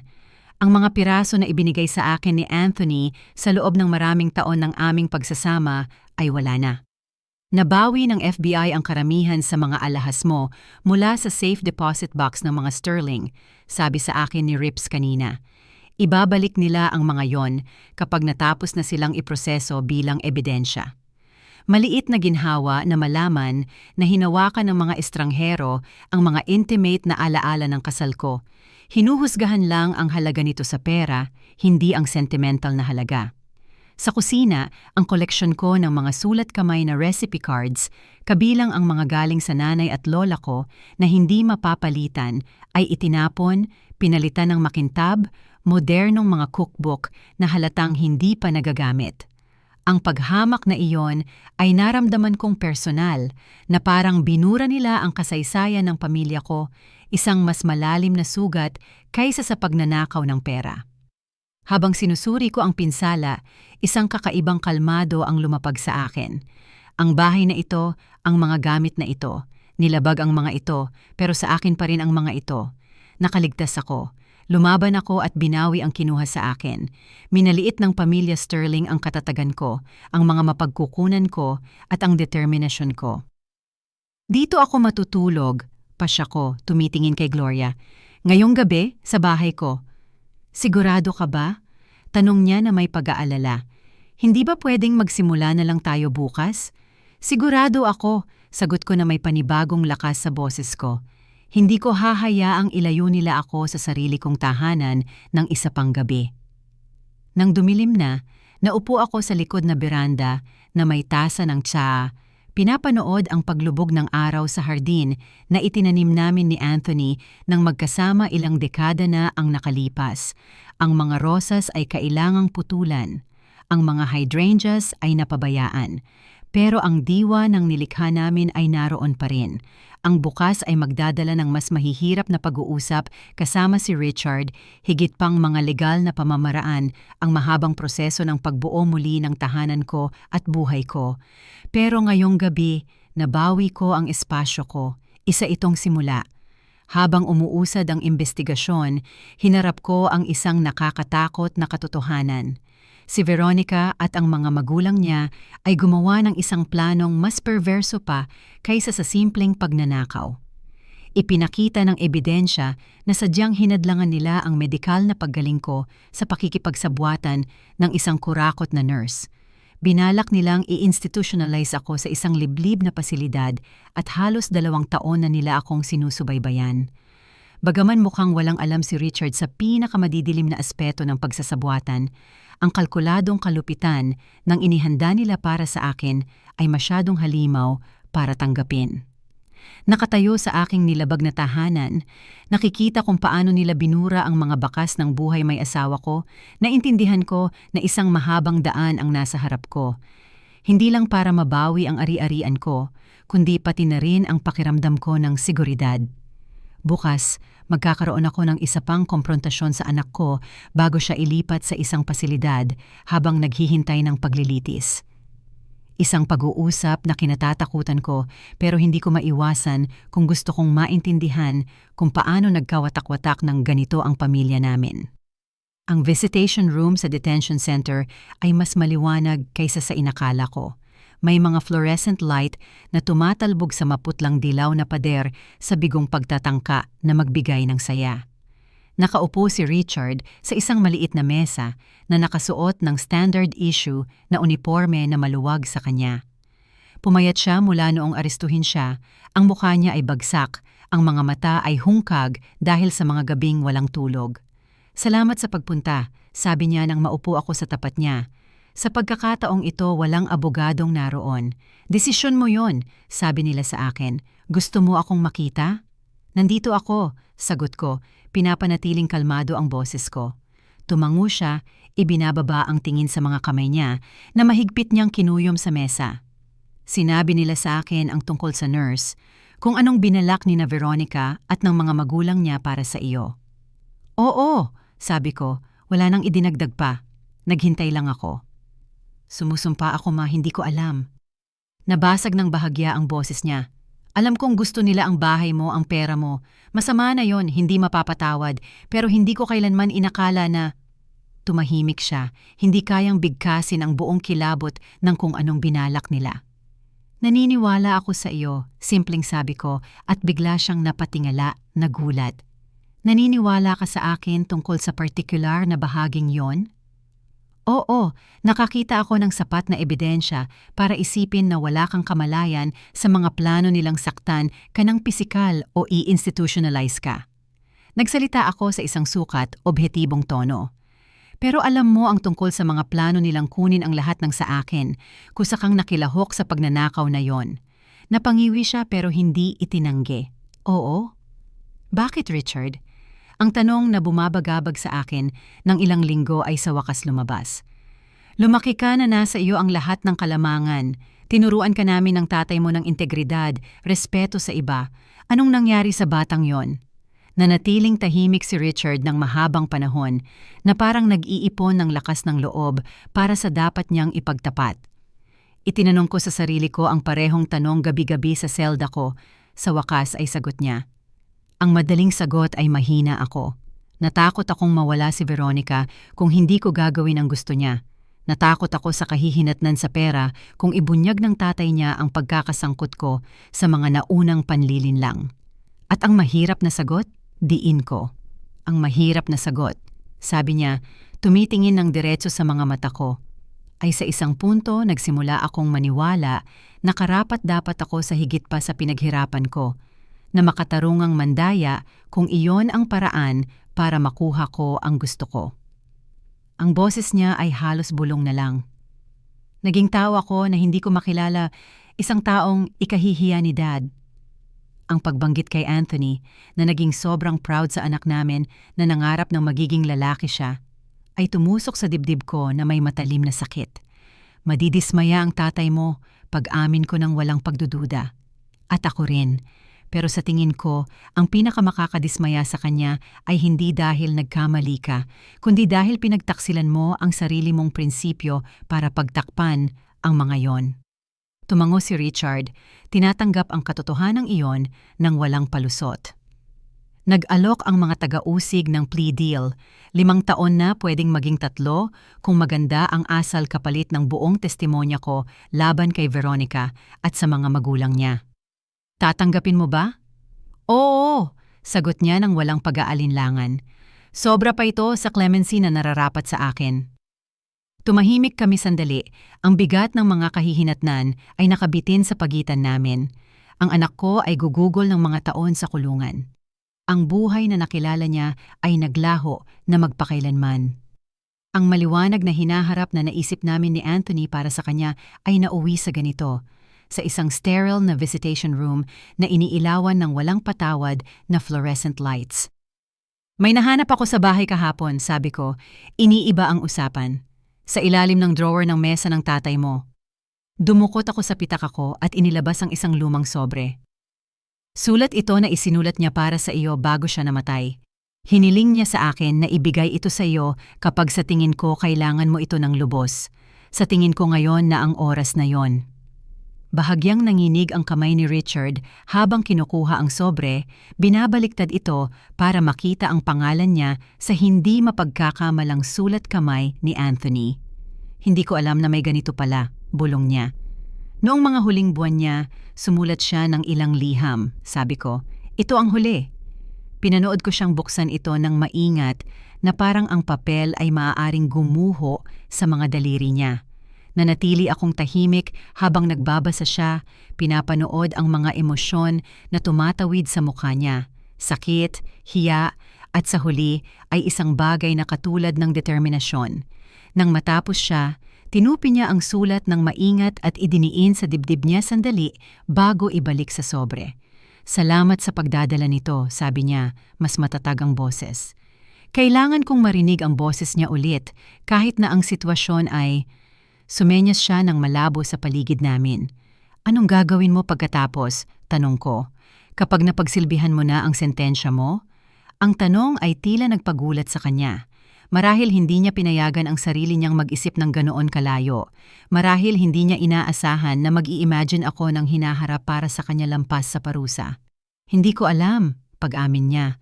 Tapos na ang karera ko at ang pananalapi ko. Malinaw na ang reputasyon ko. Nagkibit-balikat siya, 1 kilos na nagsasalita ng marami tungkol sa pagkasira ng dati niyang buhay.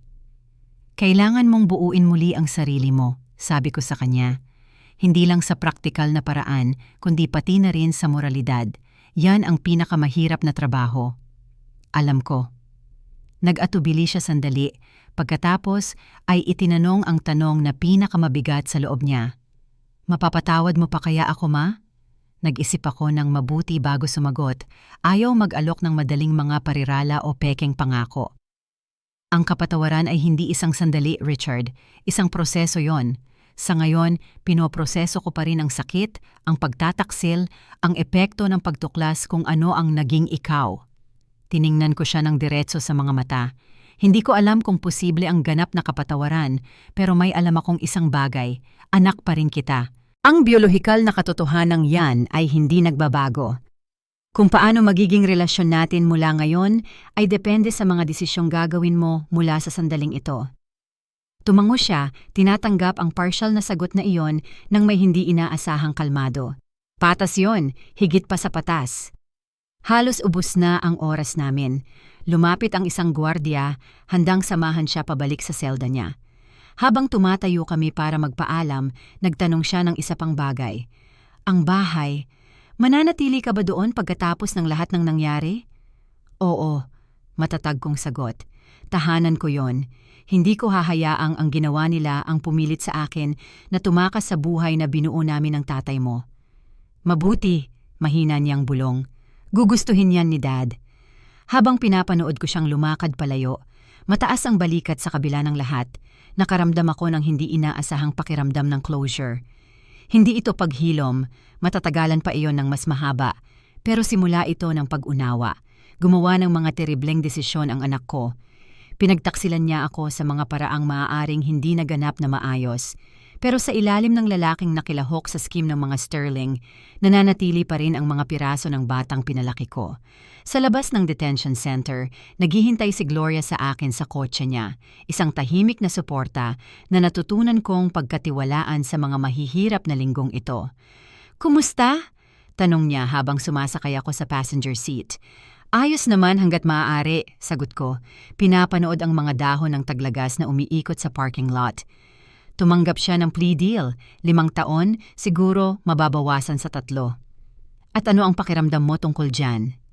Nag-isip ako sandali, pinapayagan ang sarili kong suriin ng buo ang nararamdaman ko. Malungkot, guminhawa, galit pa rin pero mas kaunti kaysa dati. Mas malinaw na sa akin ang karamihan sa mga bagay ngayon tungkol sa nangyari at kung saan kami pupunta. Tumango si Gloria, naiintindihan ng hindi na kailangan ng karagdagang paliwanag. Habang nagmamaneho kami pabalik sa tunay kong tahanan, na nabawi at nasa proseso ng pag-aayos, inisip ko ang lahat ng naranasan ko nitong mga nakaraang buwan, mula sa dagok ng pagtataksil hanggang sa laban para sa hustisya. Mula sa kilabot ng pagtuklas sa kung anong binalak nila laban sa akin hanggang sa pag-abot sa sandaling ito ng marupok na resolusyon. Ang daan sa harap ay komplikado pa rin. Ang mga legal na paglilitis laban kay Veronica at sa mga magulang niya ay tatagal ng ilang buwan. Ang ganap na pag-secure sa mga ari-arian ko at pagbuo muli ng buhay ko ay mangangailangan ng oras. Ang relasyon ko sa anak ko, kung maisasalba man, ay mangangailangan ng mga tao ng patuloy na pagsisikap. Pero sa unang pagkakataon, mula noong magising mula sa operasyon at matuklasan na ang mundo ko ay nawasak, nakaramdam ako ng tunay na pag-asa para sa hinaharap. Hindi dahil magiging madali ang landas, kundi dahil nakatagpo ako ng lakas sa loob ng sarili ko na hindi ko inakalang taglay ko. Habang lumiliko kami sa kalye ko, pinaliguan ng papalubog na araw ang harapan ng bahay ko sa isang ginintuang liwanag na tila nangangako ng mga bagong simula sa gitna ng napakaraming pagtatapos. Sa malamig at malupit na liwanag ng visitation room sa detention center, sa wakas ay narinig ko ang katotohanan mula sa mga labi ng aking anak. Ang pag-amin niya sa pagkabigo ng moralidad, ng paglayo sa mga pagpapahalagang itinanim namin ng ama niya sa kanya. Bagaman nakita ko siyang tunay na nakilabutan sa pisikal na pinsalang binalak ni Veronica at ng mga magulang nito laban sa akin, inako niya ang buong responsibilidad sa pagnanakaw ng mga ari-arian ko, humaharap sa isang plea deal na magpapadala sa kanya sa kulungan ng ilang taon. Ibinigay ko sa kanya ang huling regalo ng ama niya, isang sulat na isinulat ni Anthony bago siya namatay, na itinago para sa sandaling kailangan ito ni Richard ng lubos. Ang tanong niya tungkol sa kapatawaran ay walang madaling sagot. Ang tanging maiaalok ko ay ang katotohanan tungkol sa mahaba at hindi tiyak na daan sa harap para sa aming dalawa. Pag-alis sa detention center, nakaramdam ako ng hindi inaasahang kalinawan. Hindi pa ito paghilom, pero ito ang unang hakbang patungo sa bagong realidad na naghihintay sa aming dalawa. Habang inaayos ang bahay ko at umuusad ang hustisya, natagpuan ko ang sarili kong tumitingin sa harap sa halip na nakaangkla sa nakaraan. Kinikilala ang lakas na hindi ko alam na taglay ko. Iyan na ang huli, sabi ni Gloria, inilalagay ang isang family portrait sa bagong install na istante sa sala ko. 6 na buwan na ang nakalipas mula noong engkwentro ko kay Richard sa detention center. 6 na buwan ng matiyagang pagbuo muli ng tahanan ko, pananalapi ko at pakiramdam ng seguridad. Mukhang tama lang, komento ko, sinusuri ang sala. Ang mga kasangkapan ay bumalik sa pwesto nito. Ang mga kurtina ay pinalitan ng mga estilong gusto ko. At ang mga banayad na bakas ng maikling pananatili ng mga sterling ay mabusising inalis. Mas mabuti kaysa sa tama, kontra ni Gloria, itinuturo ang bagong security system panel sa may pinto. Mas ligtas na ngayon kaysa dati. Tama siya. Ang lahat ng pinagdaanan ko ay humantong sa mga praktikal na pagpapabuti. Mga reinforced locks, komprehensibong sistema ng seguridad, mga bagong protocol para sa mga financial account ko. Ang karupukan na nagpahintulot sa mga sterling na pasukin ang buhay ko ay natukoy at pinatibay laban sa mga banta sa hinaharap. Namumulaklak na rin ulit ang mga rosas. Dagdag ko, tumitingin sa bintana sa hardin ko kung saan nagsisimula ng lumabas ang mga usbong ng tagsibol. Gumugol ako ng maraming oras sa pagtatanim muli at pag-aalaga sa mga flower bed na inabandona noong panahon ng pananakop ng mga sterling, nakahanap dito ng hindi inaasahang therapy at muling pagkonekta sa lupa. Ngumiti si Gloria, nahuli ang talinghaga sa mga salita ko. Kung bumabalik sila ng may tamang pag-aalaga at oras, posible ang paggaling. Ang nakaraang ilang buwan ay nagdala ng makabuluhang pag-usad. Hinarap ni na Veronica at ng mga magulang niya ang napakaraming kasong federal, fraud, conspiracy, elder abuse, kasama ang attempted homicide para sa medical na manipulasyon. Ang ebidensya laban sa kanila na pinalakas ng detalyadong testimonya ni Richard ay napakabigat. Para maiwasan ang paglilitis na may mahabang sentensya, tinanggap nila ang mga plea bargain. 20 taon para kay Raymond, 15 para kay Claudia, 18 para kay Veronica. Ang laki ng kanilang kriminal na network ay napatunayang mas malaki pa kaysa sa unang inakala na may mga biktimang natukoy sa 3 estado. Ang nurse na nagbago ng gamot ko ay nakatanggap ng 8 taon. Ang sentensya niya ay nabawasan sa 5 kapalit ng pagtetestigo tungkol sa iba pang mga vulnerableng pasyente na tinarget ng mga sterling. Ang investigasyon ay nagbunyag ng 2 nakaraang kaso ng matatandang may-ari ng bahay na namatay sa ilalim ng mga kahina-hinalang sitwasyon matapos masangkot sa sterling investment properties na ngayon ay binuksan bilang posibleng homicide. Naligtas ang kapitbahayan ko mula sa mapanlinlang na rezoning plan. Sa pagkakalantad ng operasyon ng mga sterling, ang mga ari-ariang nakuha nila ay ibinabalik sa mga tunay na may-ari o sa kanilang mga tagapagmana. Ang komunidad ay nagkaisa sa paglikha ng support network para sa mga senior citizen upang protektahan sila mula sa katulad na mga scam sa hinaharap. Nakapagdesisyon ka na ba tungkol sa pagbisita? Tanong ni Gloria. Hinihila ako mula sa mga iniisip ko habang nagsasalin siya ng 2 baso ng iced tea. Ang pagbisita na tinutukoy niya ay ang pinakabagong hiling ni Richard. Ngayon, matapos ang 3 buwan na pagsisilbi sa minimum security facility, tinanong niya kung maaari ko bang isaalang-alang na makita siya muli. Ang mga sulat niya na ipinapadala linggo-linggo mula nang magsimula ang pagkakulong niya ay laging nirerespeto ang mga hangganan ko, hindi inaasahan ang kapatawaran, ngunit patuloy na nagpapakita ng kanyang pagsisisi at naglalarawan ng kanyang mga pagtatangka sa rehabilitasyon. Sa tingin ko, pupunta ako, sabi ko, nagulat sa katiyakan sa boses ko. Hindi sa susunod na linggo. May fundraiser ako sa garden club, pero siguro sa susunod pa. Tumango si Gloria, ang ekspresyon niya ay maingat na neutral. Mukhang mas kalmado ka sa ideyang yan kaysa noong nakaraang buwan. Napanaginipan ko si Anthony kagabi, paliwanag ko. At ang alaalang yon ay nagdala sa akin ng hindi inaasahang aliw. Nasa patio swing kami, nag-uusap tulad ng dati. May sinabi siya sa akin na tumatak sa isip ko. Ang paghilom ay hindi nangangahulugang burahin ang sugat. Ang ibig sabihin nito ay paghahanap ng layunin mula sa peklat. Tunog Anthony ngayon, komento ni Gloria na may malambot ng ngiti. Lagi siyang nakakahanap ng karunungan sa mahihirap na panahon. Nagising ako na iniisip si Richard, patuloy ko. At kung paanong ang ilang sugat ay hindi kailanman ganap na nagsasara, pero siguro pwede pa rin itong humantong sa isang bagay na makabuluhan.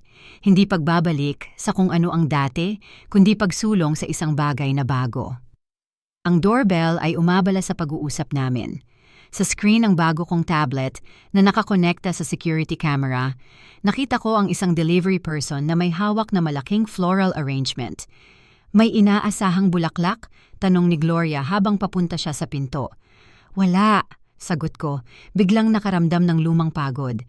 Ang kawalan ng tiwala ay hindi madaling mawala sa kabila ng kasalukuyang mga hakbang sa seguridad. Sinuri ni Gloria ang mga kredensyal ng delivery person bago tanggapin ang bouquet. Isang magandang ayos ng lilies at irises, ang mga paborito ko.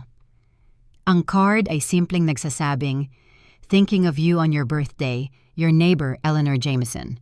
Gumiti ako na antig sa kilos. Si Eleanor Jameson ay lumipat sa bahay sa tapat ng kalye 3 buwan na ang nakakaraan.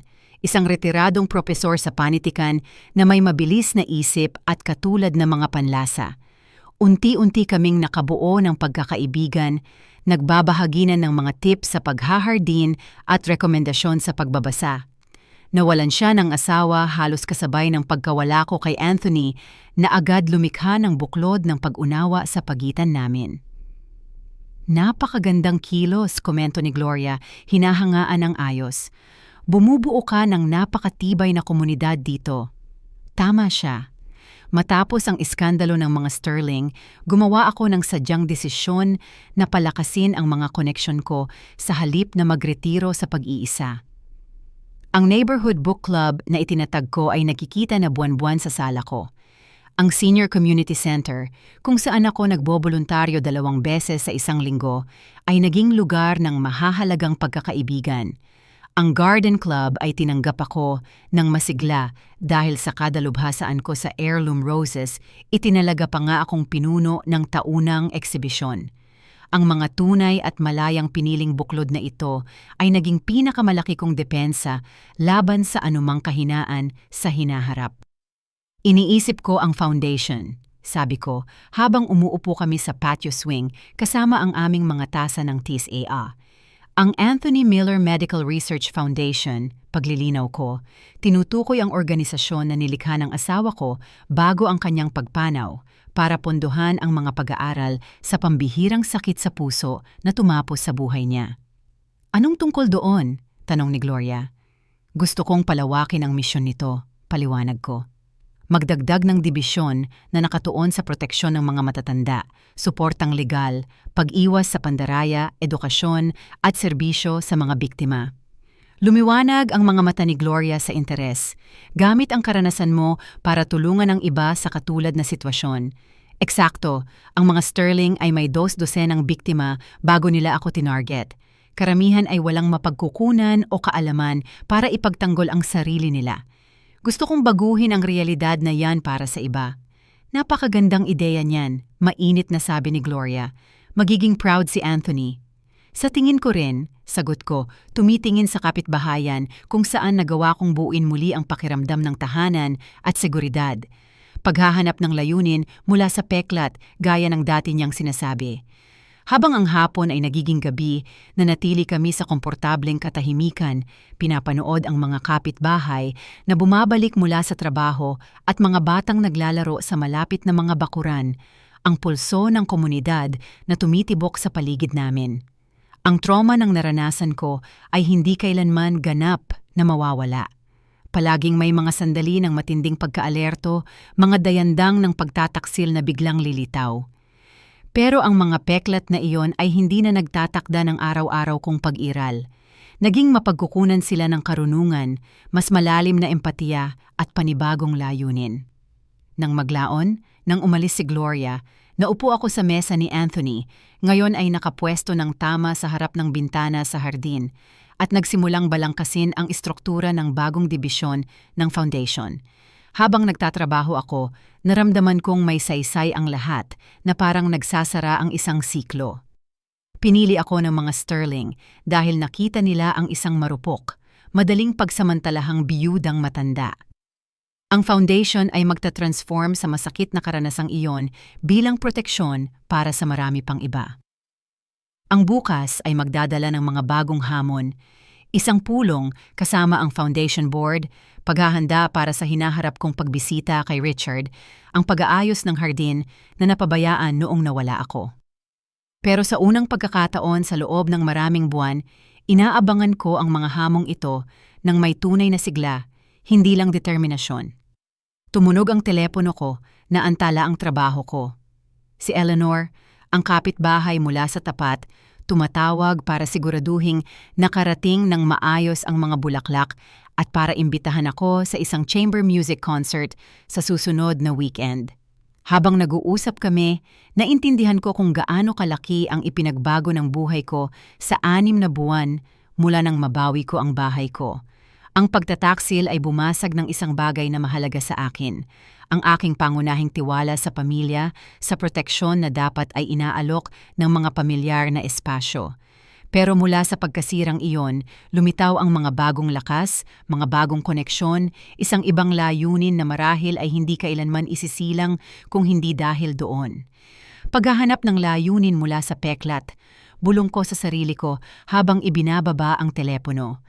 Ang karunungan ni Anthony ay umaling-awngaw sa isip ko, hindi binubura ang sugat, kundi pinapayagan itong magbagong anyo sa isang bagay na makabuluhan, sa isang bagay na sa paglipas ng panahon ay maaaring maging isang uri ng kagandahan. 6 na buwan matapos harapin si Richard, natagpuan ko ang sarili sa yugto ng hindi inaasahang pagbabago. Habang inaayos ang aking bahay at muling namumulaklak ang hardin, nakatanggap ako ng balita na tinanggap ni Veronica at ng kanyang mga magulang ang mahabang sentensya sa kulungan. Ang kanilang malawak na criminal na network ay tuluyan ng nabuwag. Ang kapitbahayan na tinarget nila ay nagkaisa sa pagtatanggol sa isa't isa, habang ako ay nakabuo ng mga bagong pagkakaibigan at ugnayan sa komunidad na nagpapayaman sa aking araw-araw na buhay. Nang humiling si Richard ng isa pang pagbisita sa minimum security prison, nagpasya ako, inspirasyon ng isang panaginip kay Anthony, na handa na akong gawin ang hakbang na iyon, hindi sa intensyong burahin ang nangyari, kundi para hanapan ng kahulugan ang masakit na karanasan. Ang layuning iyon ay nagkakaroon ng konkretong anyo sa plano kong palawakin ang Anthony Miller Medical Research Foundation para isama ang mga serbisyo sa proteksyon ng mga matatanda. Tinata-transform ang personal kong trauma bilang kalasag para sa iba na maaaring maging biktima. Habang nasasanay sa bagong kabanatang ito, napagtanto ko na bagaman binasag ng pagtataksil ang isang bagay na mahalaga sa loob ko, ang pagkasirang iyon ay nagbukas ng puwang para sa hindi inaasahang paglago, mga bagong koneksyon at mas malalim na karunungan tungkol sa kung ano ang tunay na mahalaga. Sa oras na natitira sa akin, ang kwentong ito ay nagpapaalala sa atin na ang mga masasama ay mahuhubaran ng maskara at mapaparusahan, habang ang mga may malinis na puso ay makakamit ang katarungan at kapayapaang nararapat sa kanila.